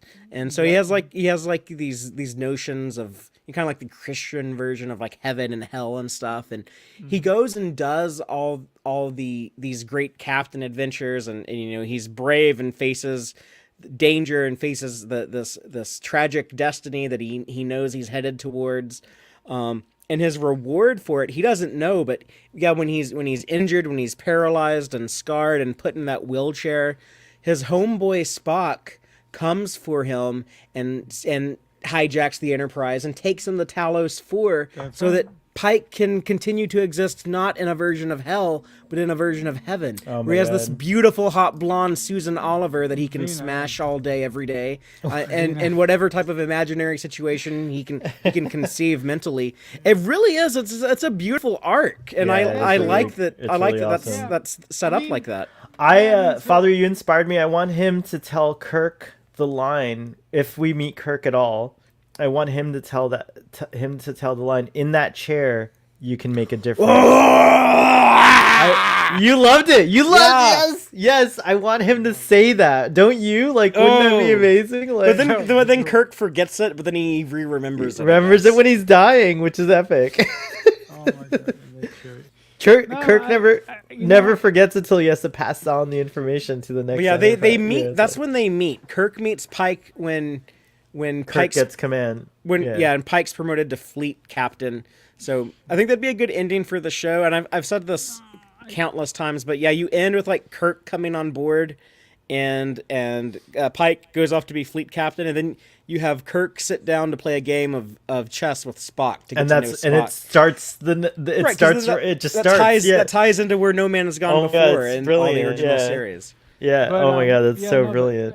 I love it. I hope that happens. I really hope that happens. That would be such a treat.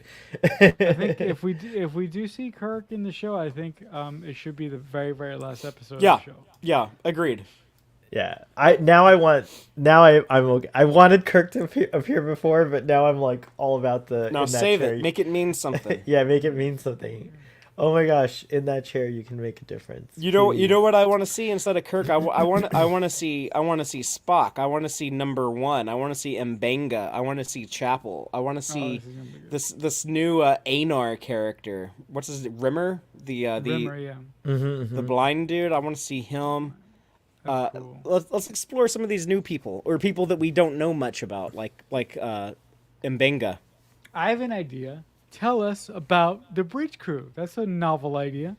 They will. You know Sorry, that they'll do I'm that. thinking. I feel like Discovery's course corrected they overcorrected with that Yeah, because now they'll have like we have to give these people something to do. Let's just beam them into the shuttle bay and have like this big science conversation with Nelson and Christopher and Detmer that doesn't really add much to the story and feels kind of inorganic and forced. Like, Blue Sparrow asks, please ask Starfleet Boy if he's ever seen a vagina in real life. LOL. Ha ha ha ha. that's a deeply personal question I'm gonna answer it though because I think it's important. that we're totally gonna ask anyways. and we're gonna answer right now.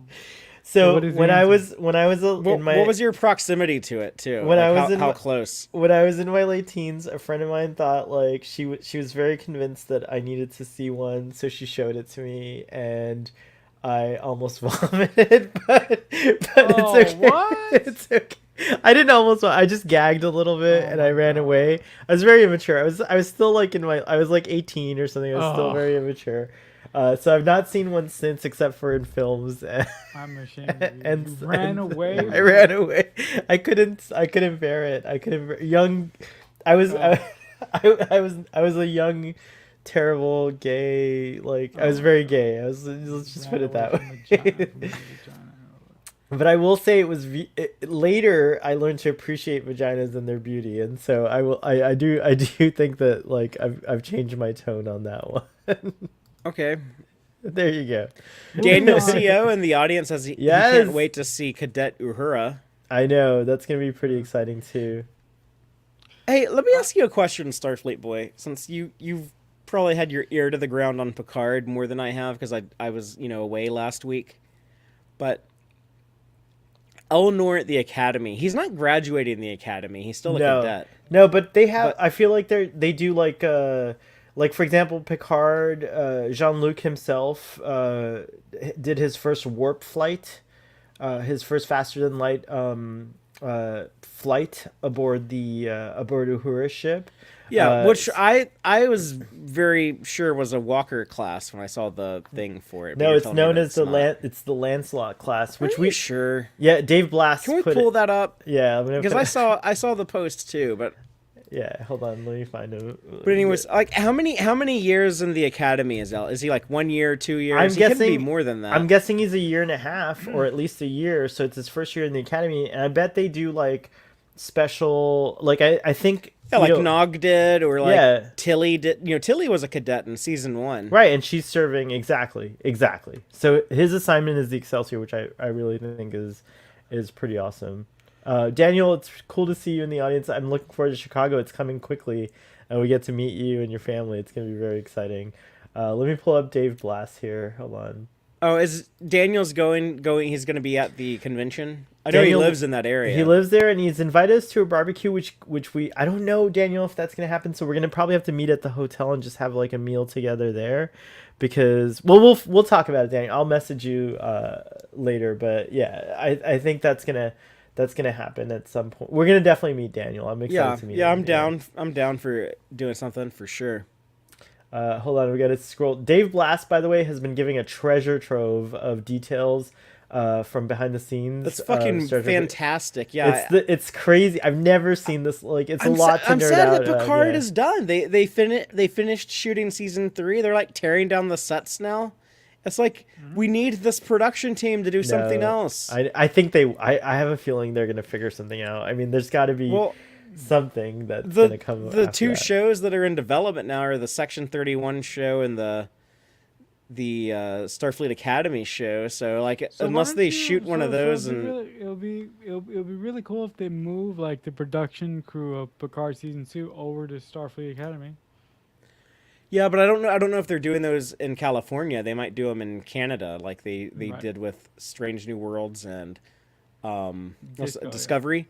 And see, part of that, when you go and work in Canada, then you're obligated to, like, legally, you have to hire a certain amount of Canadian crew. Crew. So it's gonna be difficult to keep those guys involved, I think, sadly. But I totally want more 25th century Star Trek, and I want it written by Terry and designed by Dave. See, they actually have a graphic of the ship. So hell, that's why I know, but I just want to show you. This is the only place where you see the. Oh yeah, let me pull up that. I just can't zoom in really close on that, but here you can see Captain Nyota Uhura Lancelot class ship in service 2288 to 2336. What's the name of it? The name of the ship is. Spell it for me. Yeah, I'll spell it for you here. I'm gonna pull it up right now. It's do you see this slide here? It's the USS Leon Grants. I can't say his name. How do you spell it?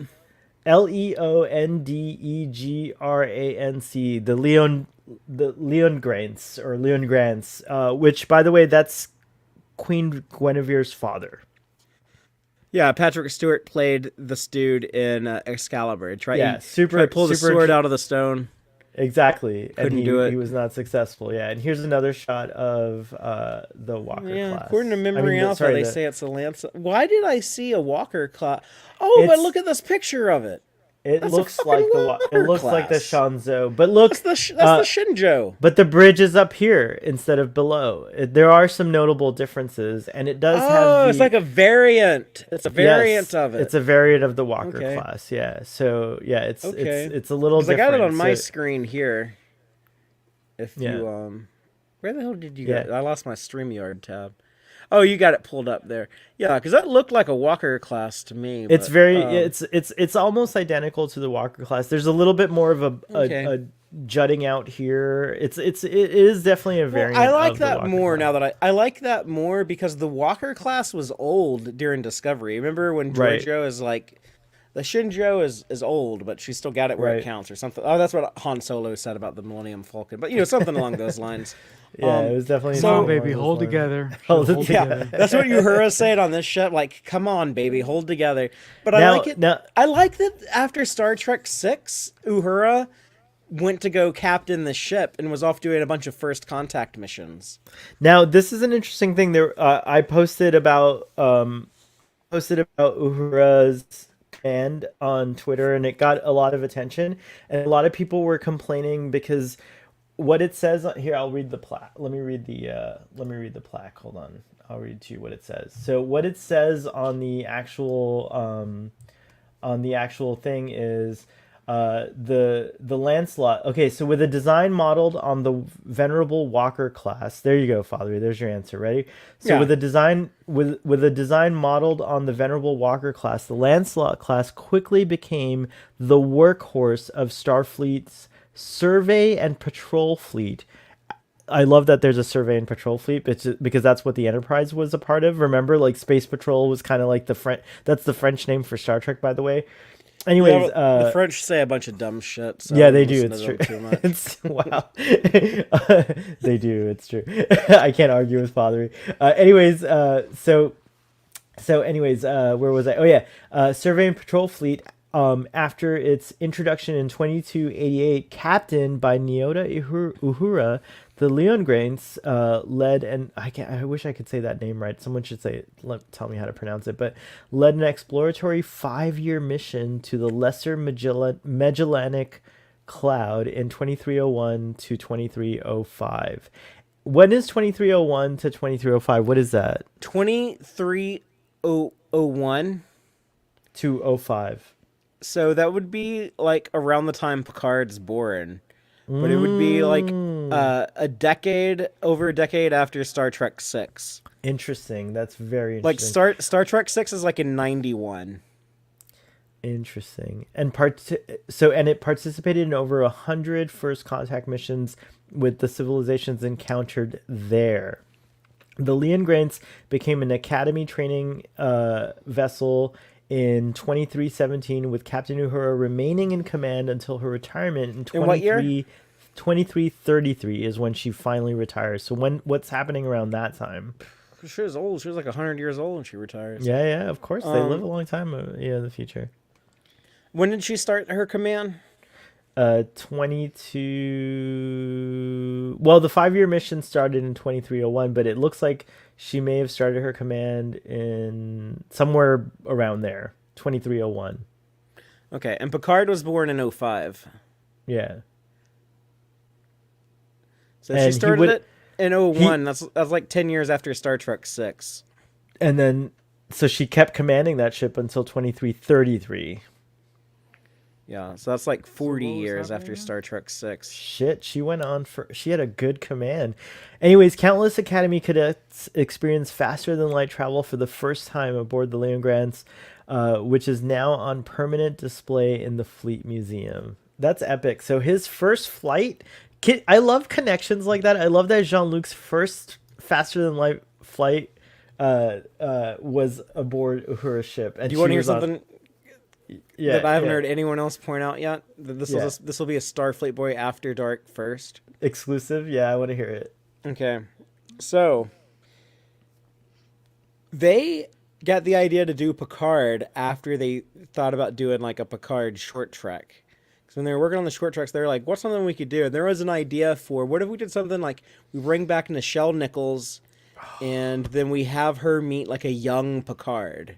Can we please film that right now? And- I mean, I don't. Well, I think it's too late. I know it might be she's- too late. Her health has gone down in recent years. It's true. But that was the idea for a short trek. And then they're like, oh, wait, what if we just did something with Patrick Stewart? And then they're like, whoa, wait, what if we just did like a whole show with Patrick Stewart? And that was, and then we ended up getting Star Trek Picard. That's epic. But, so I wonder if this backstory has anything to do with that idea for a short trek. Like, was that going to be like Picard going on his first warp flight? Was that going to be something that they were going to Can we do with, it like, Nichelle animated? Nichols? Can we do it animated? Can we get an animated adventure with that? I think that would be amazing.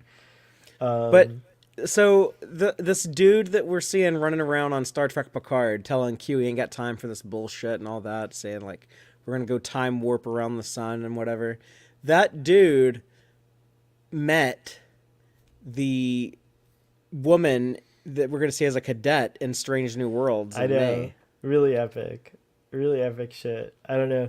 Do you think the crossover is gonna get kicked off in Picard season 3? Do you think there's gonna be like a huge event? Like, do you think they're setting it? Not anytime soon. Not anytime soon. I think they just need to wait. Just be patient, plan it out, and wait And do it until right. the 1000th episode of Star Trek, And then do it. which is coming up soon. That's only like at this rate, like 3 or 4 years away. Dang. Yeah, So it's not it'll that be far. here soon. It'll be here soon enough. It's true. 1,000 true.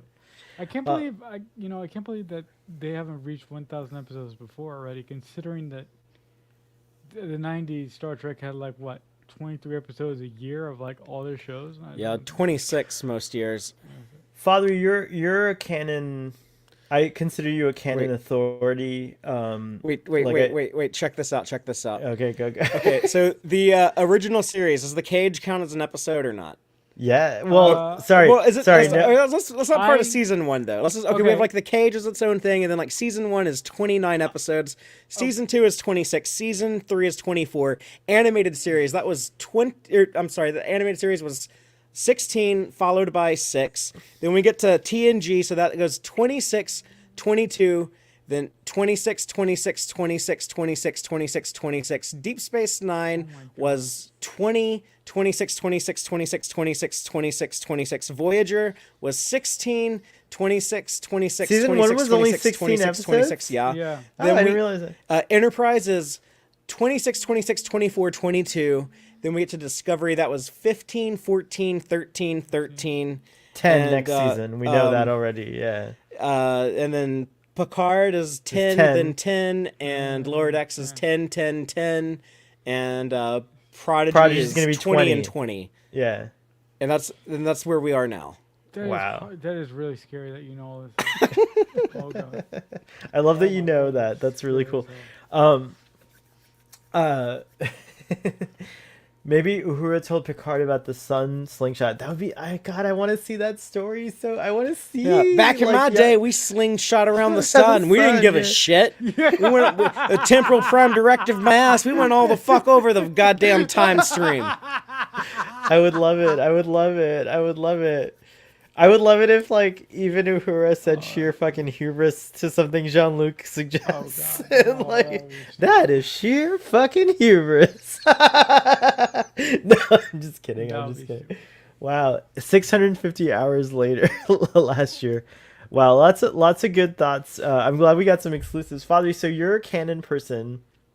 So I would say that I like to shoot cannons. You like to shoot cannons, and also you just have a really good. The way you were able to like pinpoint dates and know what's going on. I don't have that minutia. You definitely have it. It's very cool. I love it. I can't do that. Yeah, I can't do it either. I have to be like, Father, what happened in this year? And then Father tells me. It's no, like... I've said it. I've said it multiple times. Anytime I have a question about Star Trek, about anything about Star Trek, I go to Father right away. I don't even waste my time with him. And I feel like that way, if you're ever wrong, you can blame it on me. No, but I don't feel like you've been wrong, and you're very good at like. You're very good at like flexing when it needs to flex, like for example, so I agree with what you just said. Like the cage can be its own thing, and it can become, now it's going to become canon in a weird way. You know what I mean? Like it's interesting. Speaking of the cage, I have all of Star Trek, all the Star Trek shows on digital media, and I'm very upset that in my complete series collection of the original series, the cage is not included. So I actually had to go and buy the cage separately. Oh, it's interesting. On Amazon. That pissed me off. But it's fine. It just pissed me off that it wasn't included. Well, we're coming up to almost 3 hours. Marcel, are you still game to do Obi-Wan, or should we just save it for another day? Well, there's something else you wanted to say. There's something else. There's something else you wanted to tell me before I interrupted you and did all the episode numbers for every season. Yeah, we can do Obi-Wan. Did you have an inkling of what I might have said? Like, was there a clue? Because I've forgotten. I've been drinking. Yeah, I got to jog your. Well, we were talking about Uhura and what if Picard learned about the slingshot around the sun from her and. Oh, you said you said wouldn't it be cool if Uhura said the sure fucking hubris? Oh, yeah, no, but actually, I just think that it would be really neat to have an animated version of that short trek of Uhura and Jean-Luc. I mean, just overall, I just think that like that meeting would be great. I love your idea that might have been the pitch or like part of the pitch. Just find someone who can kind of like sound like Nichelle Nichols. Nichelle Nichols, yeah. Or even I'd be totally accepting of having Celia. I haven't seen her performance yet, but I feel like really confident that it's probably going to be pretty good. Why not just have her? Well, she could probably do it. Like, recording audio might be different for her because she's reading a script. You know what I mean? Like, who knows? Nichelle Nichols, I believe that she's in some kind of later stage of dementia or something like that, or Alzheimer's maybe even. And so it's harder for her, and eventually her body will start to, unfortunately not cooperate as well. I'm not talking about her. I'm talking about if you want like a Uhura Picard story to meet when they're younger, one had the actress who's going to play Uhura in Strange New Worlds do it. But she needs to be old enough to be like old in Picard, and I feel like makeup always looks so bad. Like I don't know, like you know what I mean. Like some good digital enhancements now to make people look old, though. It's true. We spend a lot of time talking about like how good they are, like making people look young, like John Delancey looking young as Q. But you can make people look old, like I thought like one of the best uses of that was in the Marvel movies when what's Captain America's girlfriend what's her name? Peggy Carter. Peggy Carter. When they made Peggy Carter old in the Winter Soldier, I was like, damn, that's like some really good old age makeup. And then I learned like, oh yeah, like they used some CGI to help it out. Oh, to like help it out. That's interesting. No, I like on. And also, just if it's animated, of course, Celia Argooding could do the voice. Celia Argooding. Yeah, could do the voice, without any problems. So that should be fine. Oh, I just increased my lighting. Also, the visual effects for Steve Rogers in the first Captain, in the first Avengers, the skinny Steve Rogers before they souped him up, that was amazing. Yeah, that was mind-blowingly good. Yeah, too. Actually, that was really good. So I take it back. If you could probably do that on TV now, like it's probably affordable enough to do. LC really pioneered a lot of that stuff. And then like in Endgame when they had like malnourished Tony Stark. Oh at my the very god, that beginning. was horrifyingly Yeah, realistic. that looked so looking. Yeah, real. so real. Yeah, I it's was like, so is Robert crazy. Downey Jr. okay? And it was a I know, and it was a Kevin play on Feige starving him. it was a play on what they did for Steve Rogers in the first Avenger, Avenger, yeah. right? Like because that was like a body double playing with Steve's Chris Evans. Chris Evans' Evans' face. face. Yeah. So yeah, it is. Yeah, technology's come a long way. So like, yeah, it's true. And I have to say, just a quick thing. I think I mentioned this before a million times, but I've been watching Picard over and over again, and like for sure, to me the John Delancey. However they did that, it's the best looking version of de-aging that I've seen so far. I know it's short and we don't like linger on it. I know we don't linger on it like we do on Luke or whatever, and I get that, but to me the choice of doing it short and it just looks spot on. Like there's maybe maybe the hair's a little too dark, but that's the only critique I have for it. Not the mouth or the face or the movements. Like everything looks really really legit in there. PJ's in the audience. Hey PJ, and he says linger, and that reminds me of the the song "Linger" by The Cranberries. the Cranberries. Yeah. Do you have to let it linger? Do you have to? Father in the Batman, they played that Nirvana song twice. What did you think of that? Do you like Nirvana? Not really. I mean, I'm more of a metalhead, so like it's like grunge is supposed to be like what killed metal, but I don't know. Like I don't have any bad feelings towards Nirvana. Grunge is the angry grandchild of metal. I'll say this: Robert Pattinson's Batman. He seemed like, well, I don't know. I don't want to say if he's like a Batman. Like I wouldn't be scared of him. Like, I feel like I could beat up that dude. Okay. Dude, did you not see the brutality, like the Yeah, quick, like that opening scene where he's just like dang dang dang dang, like he just like takes. I believe he could have taken on all those cops. By the way, in the cage scene, like the cage, like where they're all like around. There's like 100 cops in that little cage. I don't know, not that many, but I think he could have taken him. He would have probably gone down though. No, it's true. Anyways, all right, so Marcelo, you're still down for? I like the people who want like a Batman who listens to Nirvana and wears mascara and cries.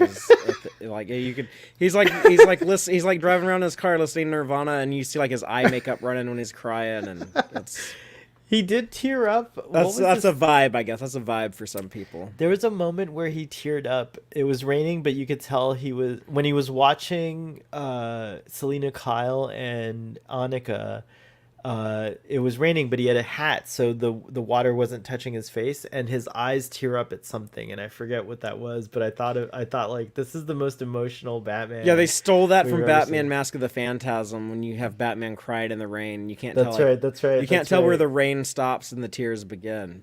It's a beautiful image, but that's fine. It's whatever.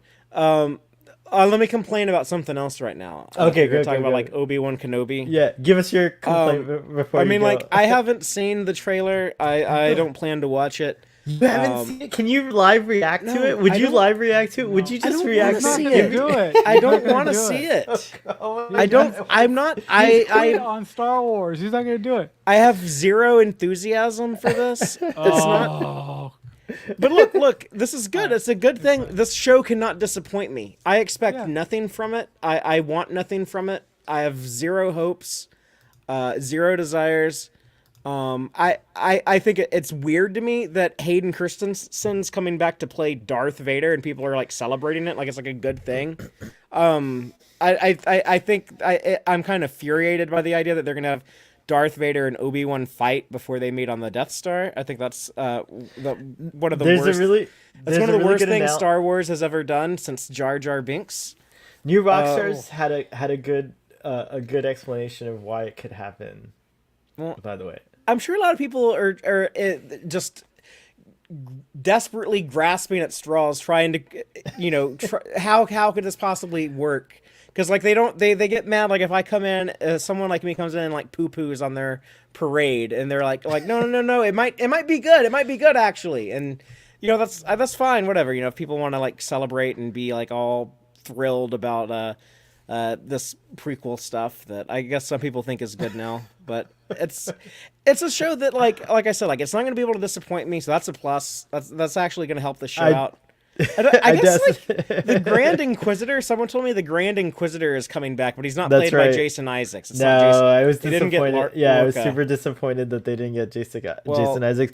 But Rupert Friend, I think that's his name. The actor who plays him is a good actor. I like him. I don't know a lot. who that is, but is it Rupert Friend? I think. Hold on. I'm sure he's not as good as Jason Isaacs. No, well, he's good. He's a good actor. Is it Friend? Yeah, it just Rupert seems Friend. weird to me that you wouldn't go and get him, but it's whatever. It's whatever. It's like it's not.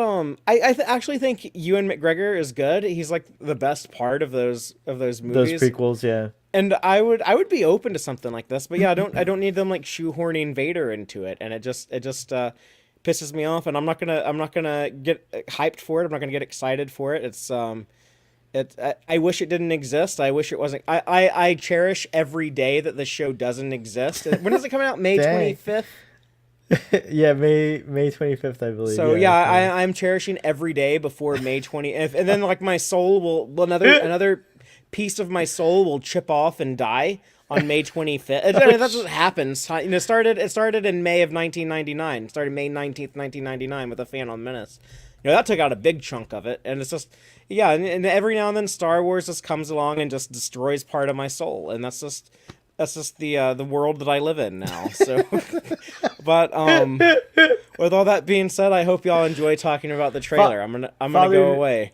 Before you go, can I just say, first of all, thank you for coming on the stream, because that Strange New Worlds trailer talk with you and Marcelo just thrilled the fuck out of me. So it was super. I hope the audience was also thrilled with it. I felt like y'all weren't talking about enough Star Trek. So yeah, so you came in here and Star Trekked us up. That was great. Yeah. And then I couldn't just let it be the Batman and Kenobi. It's like, no, fuck that. No. I need to go remind everyone that Picard and Pike kick the shit out of Battinson and Kenobi. But you know what? To your credit, we did talk about the Batman a little bit too long. We talked about things for almost an hour. And then we talked about Strange New Worlds even longer, so that was great. I feel like we mission accomplished, Bobby. We balanced it out. My work here is done. I kind of wish I could get your live reaction to the Kenobi trailer, but I respect you, Father, and I know you don't want to watch it, so it's fine.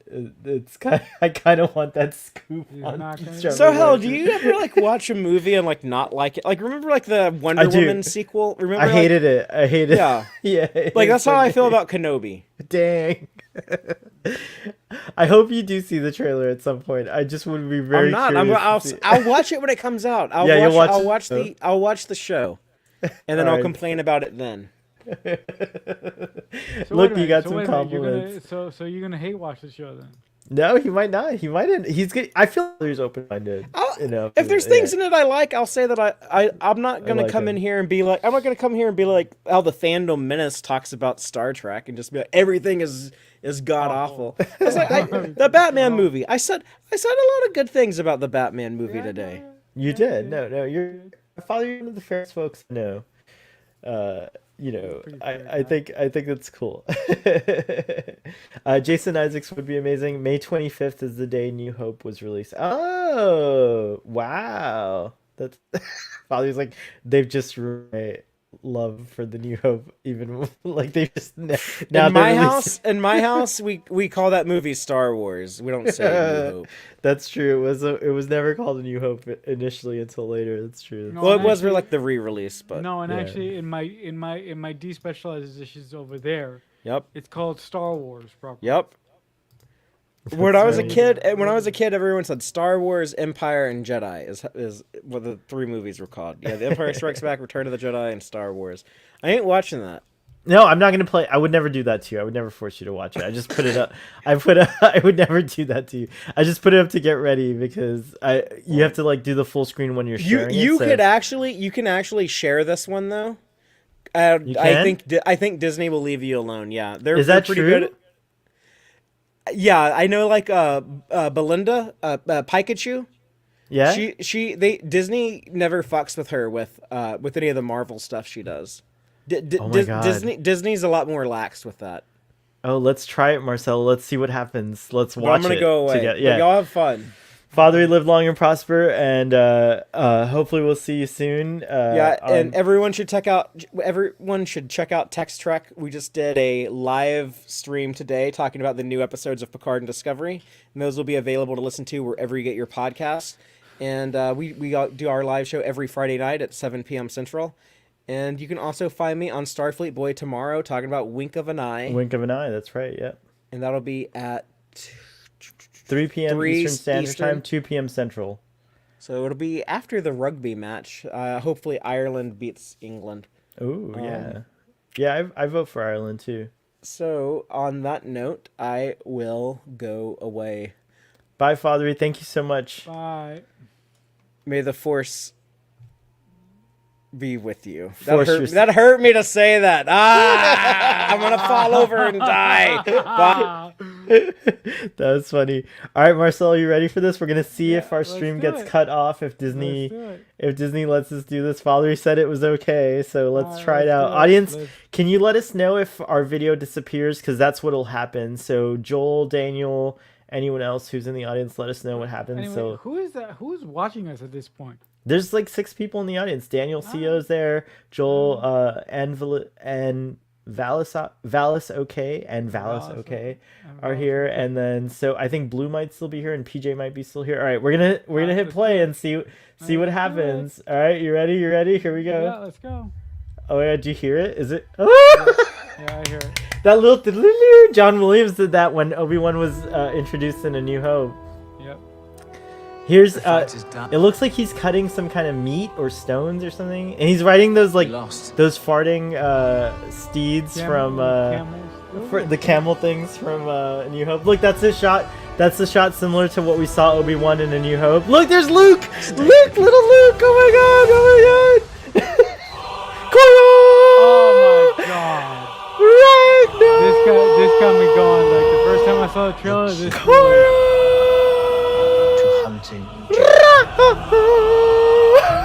Just patience.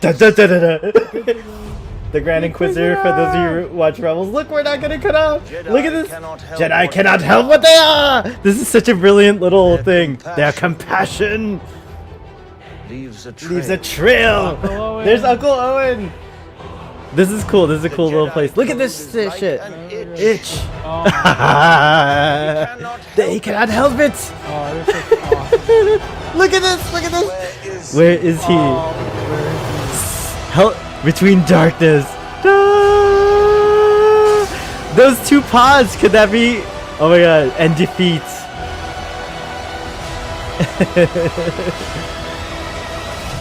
Hope survives. Those little owl things represent Ahsoka in some way. Oh my god. Ewan McGregor looks so great.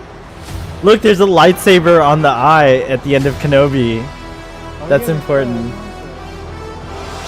Oh my god, I'm so happy that Disney doesn't care and they let us show this trailer. Thank you, Disney. Oh my gosh. Oh my gosh. I've never shown a trailer on Starfleet Way After Dark. Awesome. That was so insane. Oh. I'm really wondering if we're gonna. I just died. Sorry, go ahead. I'm really wondering if we're gonna see because this trailer looks really gritty and dark and remorse, and I wonder if the show is really gonna be as dark as it's advertised. Braxton's afraid to watch it because of Why? this, because it's genocide. It's furthering the It's like the Inquisitors are gonna hunt down the remaining Jedi and stuff, and it hurts him. I think it scares him or whatever. Okay. I get it. It's hard. It's because it's gonna be. I feel like it's gonna be grittier than the animated series. You know, we've seen the Inquisitors, of course, in the Rebels, and the Clone Wars too.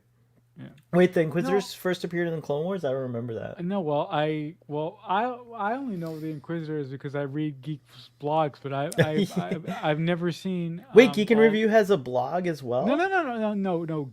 Geek's blogs, not. Oh, gotcha. Not the geek that we know. Because I've only seen part of not Rebels, Clone Wars. I've seen all of Rebels, but I've only seen parts of Clone Wars. So Did you see what Obi-Wan and Darth Maul's like conclusion to yes, their storyline? yes, I feel that is we're not going to see that because this takes place 10 years before that happens, or hmm like 9 years or 8 years or 9 or 8 years before that happens, so we hmm won't see that. But I feel like this version of Obi-Wan, when it comes to Luke, does not fuck around. Nope. He's not gonna give you a fucking chance No, he's not. to get Hurt the kid. close No way. to the kid. Like he's gonna, and I'm so here for that. Like I just want to see a version of Obi-Wan, and it's sad too at the same time because Obi-Wan's so hopeful. He's such a hopeful character, and this is like I feel like this is gonna torture him in a way. Like I feel like he's gonna be a different character than what we see. I don't know. I'm just so excited to see Ewan McGregor reprise his role as Obi-Wan Kenobi because he was so awesome. Like I revered Alec Guinness's performance. I love Obi-Wan. He's one of my favorite characters of all time. I think he's like epic, and Ewan McGregor nailed it as far as like a younger version of him. So this to me, and I've said this, this sounds weird, but this is my Star Wars version of Star Trek Picard. Like I don't know how to describe it. Star Trek Okay. Picard's my favorite because on a personal level, Star Trek Picard just means so much to me because Season 1. both season 1 and Okay. 2 All so right. far. All Like right. all of the whole premise of Star Trek Picard is just so dear and near to my heart because I love Oh, Jean-Luc Picard. Like, you oh. know what By I the way, mean? speaking of episode 2 of Picard, did you notice who had a story credit for episode 2? No, tell me. Shaban. Oh yeah. Well, not only that, he's in the writers' room. He's totally a part of Yeah, this whole thing. he's Yeah, still yeah. there. Yeah, that's what I was trying to say last week, which by the way, it wasn't as bad a show as I thought it was. but yeah, that's what I was trying to say is like they haven't forgotten season 1 at all. Joel says then Q shows up with Obi-Wan, so Oh, that would be funny. that would be But yeah, to me, the character of Obi-Wan is just such a meaningful character to me. I love Luke, of course. Like I grew up like admiring, like loving Luke, but Obi-Wan's my jam, and I want to be like Obi-Wan. You know what I mean? Like that's the kind of thing, yeah. Actually, really, really surprising to a lot of people. My favorite character is none of the original big three. My favorite character is Jin Jin Urso, Erso nice. Yeah. From Rogue One. Rogue One, nice. She's Yeah, a great character. She's yeah, such a good character too. and Tragic also. yeah, and the fact that yeah, like when I tell people that they go, "Who's your favorite character?" It's like Jin Erso from. They think I'm crazy. What are Um, your hopes for the Obi-Wan series? What are you most excited I about for the I Obi-Wan series? I'm really excited to see Obi-Wan before we meet him in A New Hope. Because I've always wondered what was it like for him to try and survive on Tatooine watching over Luke. So that grand question that I've always had in my head, even when I was a kid, watching my VH copies of Star Wars, I think that, I'm just so happy that part of the story is going to get filled in for me. And I also like that this series is going to be directed by one person. Oh, I didn't know that all the episodes are directed by the same director. I Yeah, didn't realize that's awesome. I it's love that idea too, by the way. That's cool. it's going to be directed by Deborah Chow, Yeah. I knew, Deborah yeah, Ch- Deborah Chow's, but I didn't know she's directing all the episodes. That's fantastic. and it's going to be written by one person as well. So Ooh. and yeah, It's it's gonna not be going to. it's gonna be cool to see Fathery turn to the No, he's not light going to side turn. on He's not going to Obi-Wan. turn. He's gonna turn. I have a feeling. I predict that Fathery's gonna turn to the light side on Obi-Wan. No, he's Watch. not. I'm telling Mark you. my words. You're okay, so audience, remember Marcella's saying no, I'm saying yes. So we're gonna see what happens. Marcella, Nope. you look damn good with your hair. You always wear a hat. I think your hair Yeah, I looks do. really nice. No, well, You have a good hair. you do know, you do. I'm at the You, kissy stage of drinking, but not. Don't worry, we yeah, can't. you, I can't try to kiss you right now yeah, because. you do know. You know that specific thing that I'm going to do with my hair that the audience doesn't know, but you know that. So I think so. I think so. I might not yeah, remember right now. yeah. There's Uh, a reason why my hair looks like this. I have no idea. We will remember, says Joel. That's funny. I have no idea how they're like what the particulars are going to be, but I'm really excited that the Inquisitors are in it because I feel like there's a good reason why there's no Inquisitors. I feel like Obi-Wan's going to like level the playing field. Like he's fed up. He's like, you Inquisitors have been killing.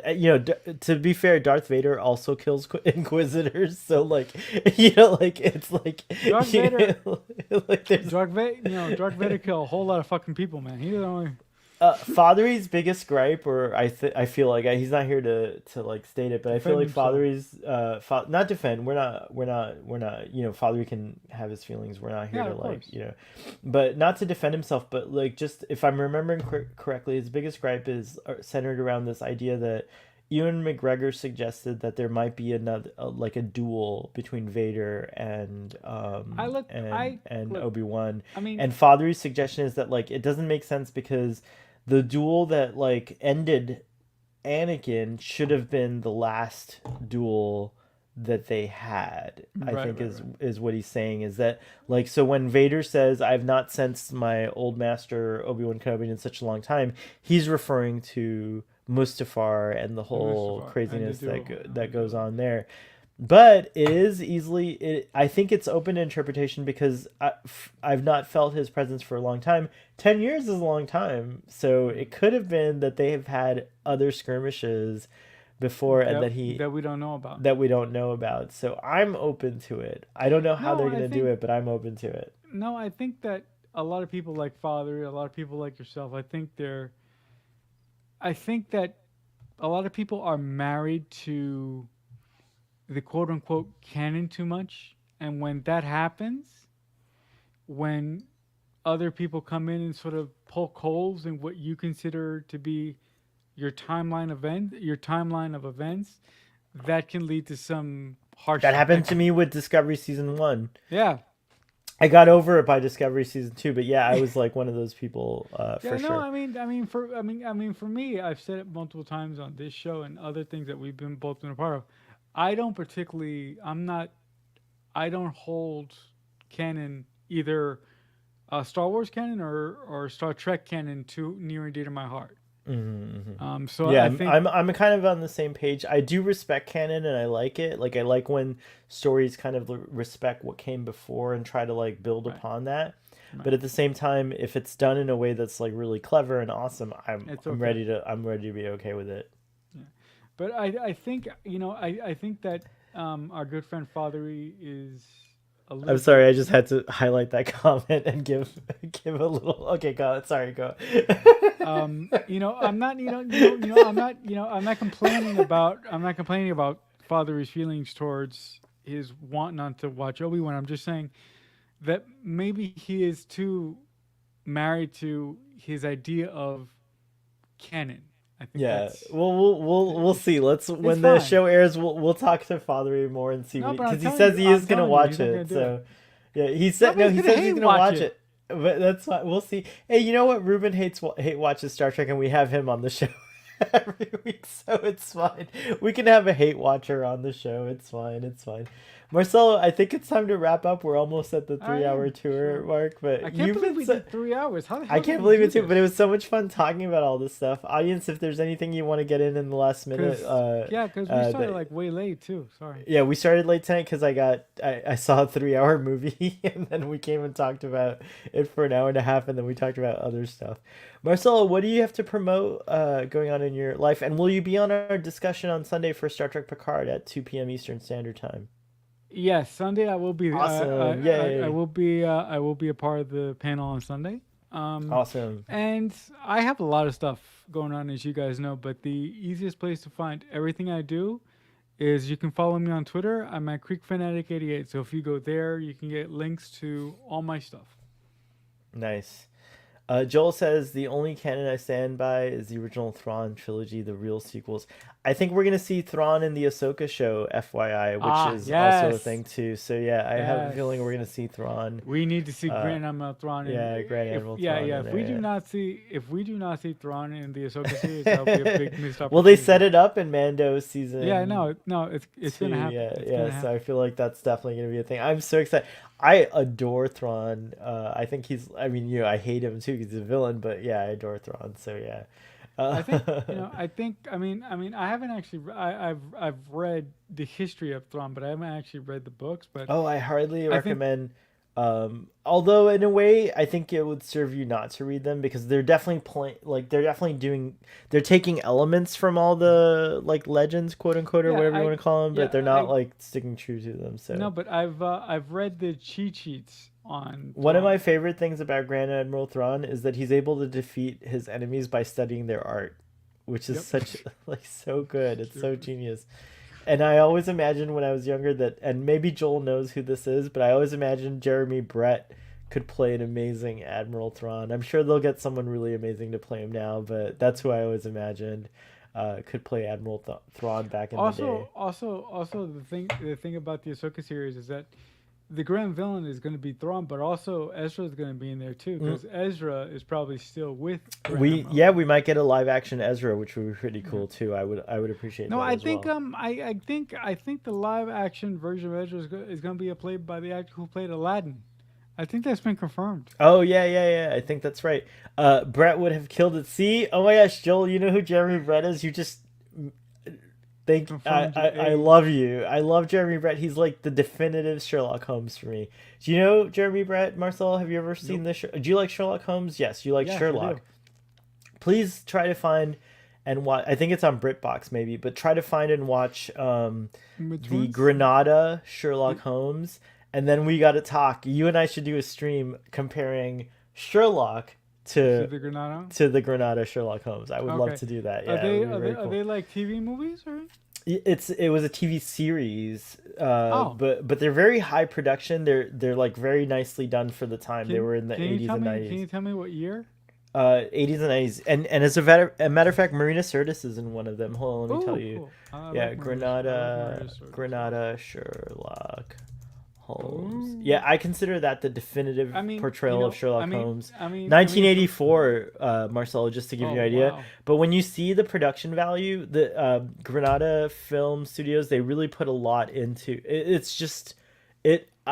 I want to go watch it now because I just Okay. love that You know what? series. You know what? Like, I'm gonna. You know yeah. what? I'm gonna track it down and I'm gonna watch one. I'm gonna watch one episode tomorrow. I'm gonna track it Yeah. down. Oh my God. There's so many great moments, and Jeremy Brett, just the way he portrays Sherlock Holmes. Like I never when I've been a Sherlock Holmes like lover Lover? since I was a little kid. I read the books when I was like way too young to read them, but I love them.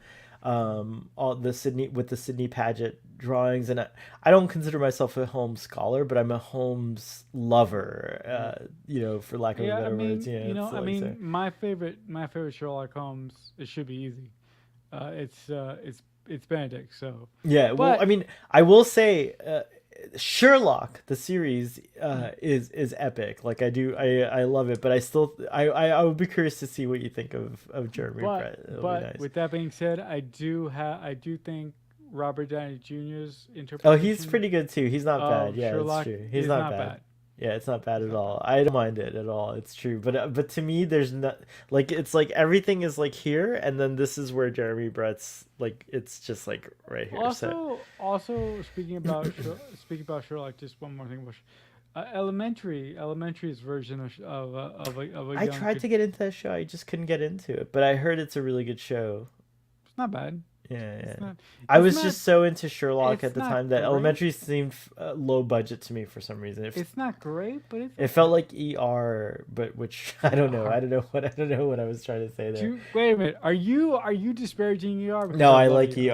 ER. No, I like ER a lot. Anyways, guys, it's almost 4 a.m., so I'm gonna go to bed, and I'm sure Marcelo wants to go to bed too. Marcelo, thank you again, and You're also welcome. to Fathery who came on, keeping the After Dark. Guest role Yeah, keeping the as a After guest Dark, appearance. keeping the After Dark alive. I had a lot of fun talking about the Batman and Strange New Alright. Worlds and Star Trek in general, and we didn't really talk about. I think we reacted to Kenobi, but we'll talk about Kenobi a lot more as time goes on. So Mhm. there's a lot of thoughts I have about it, but I'm glad Disney let us show it. I've never done that before. I've never shown a trailer on my channel, so I'm so Yeah, you excited that gotta. happened. Yeah, you That gotta was let me super know cool. if they block it. No, I'll let you know when the stream ends. But it looks safe because like the count never went to zero and everyone watched it, and so it was pretty cool. So there was no copyright strike as far as I know. We'll see. But anyways, check us out tomorrow at 3 p.m. if you're interested in TOS. We're going to do a TOS discussion of A Wink of an Eye, the episode Wink of an Eye, season 3. We're almost finished with TOS. And then Sunday at 2 p.m. Eastern, we're going to do our discussion of Star Trek Picard. Look forward to seeing everyone there. Live long and prosper, and we will see you next time. Bye.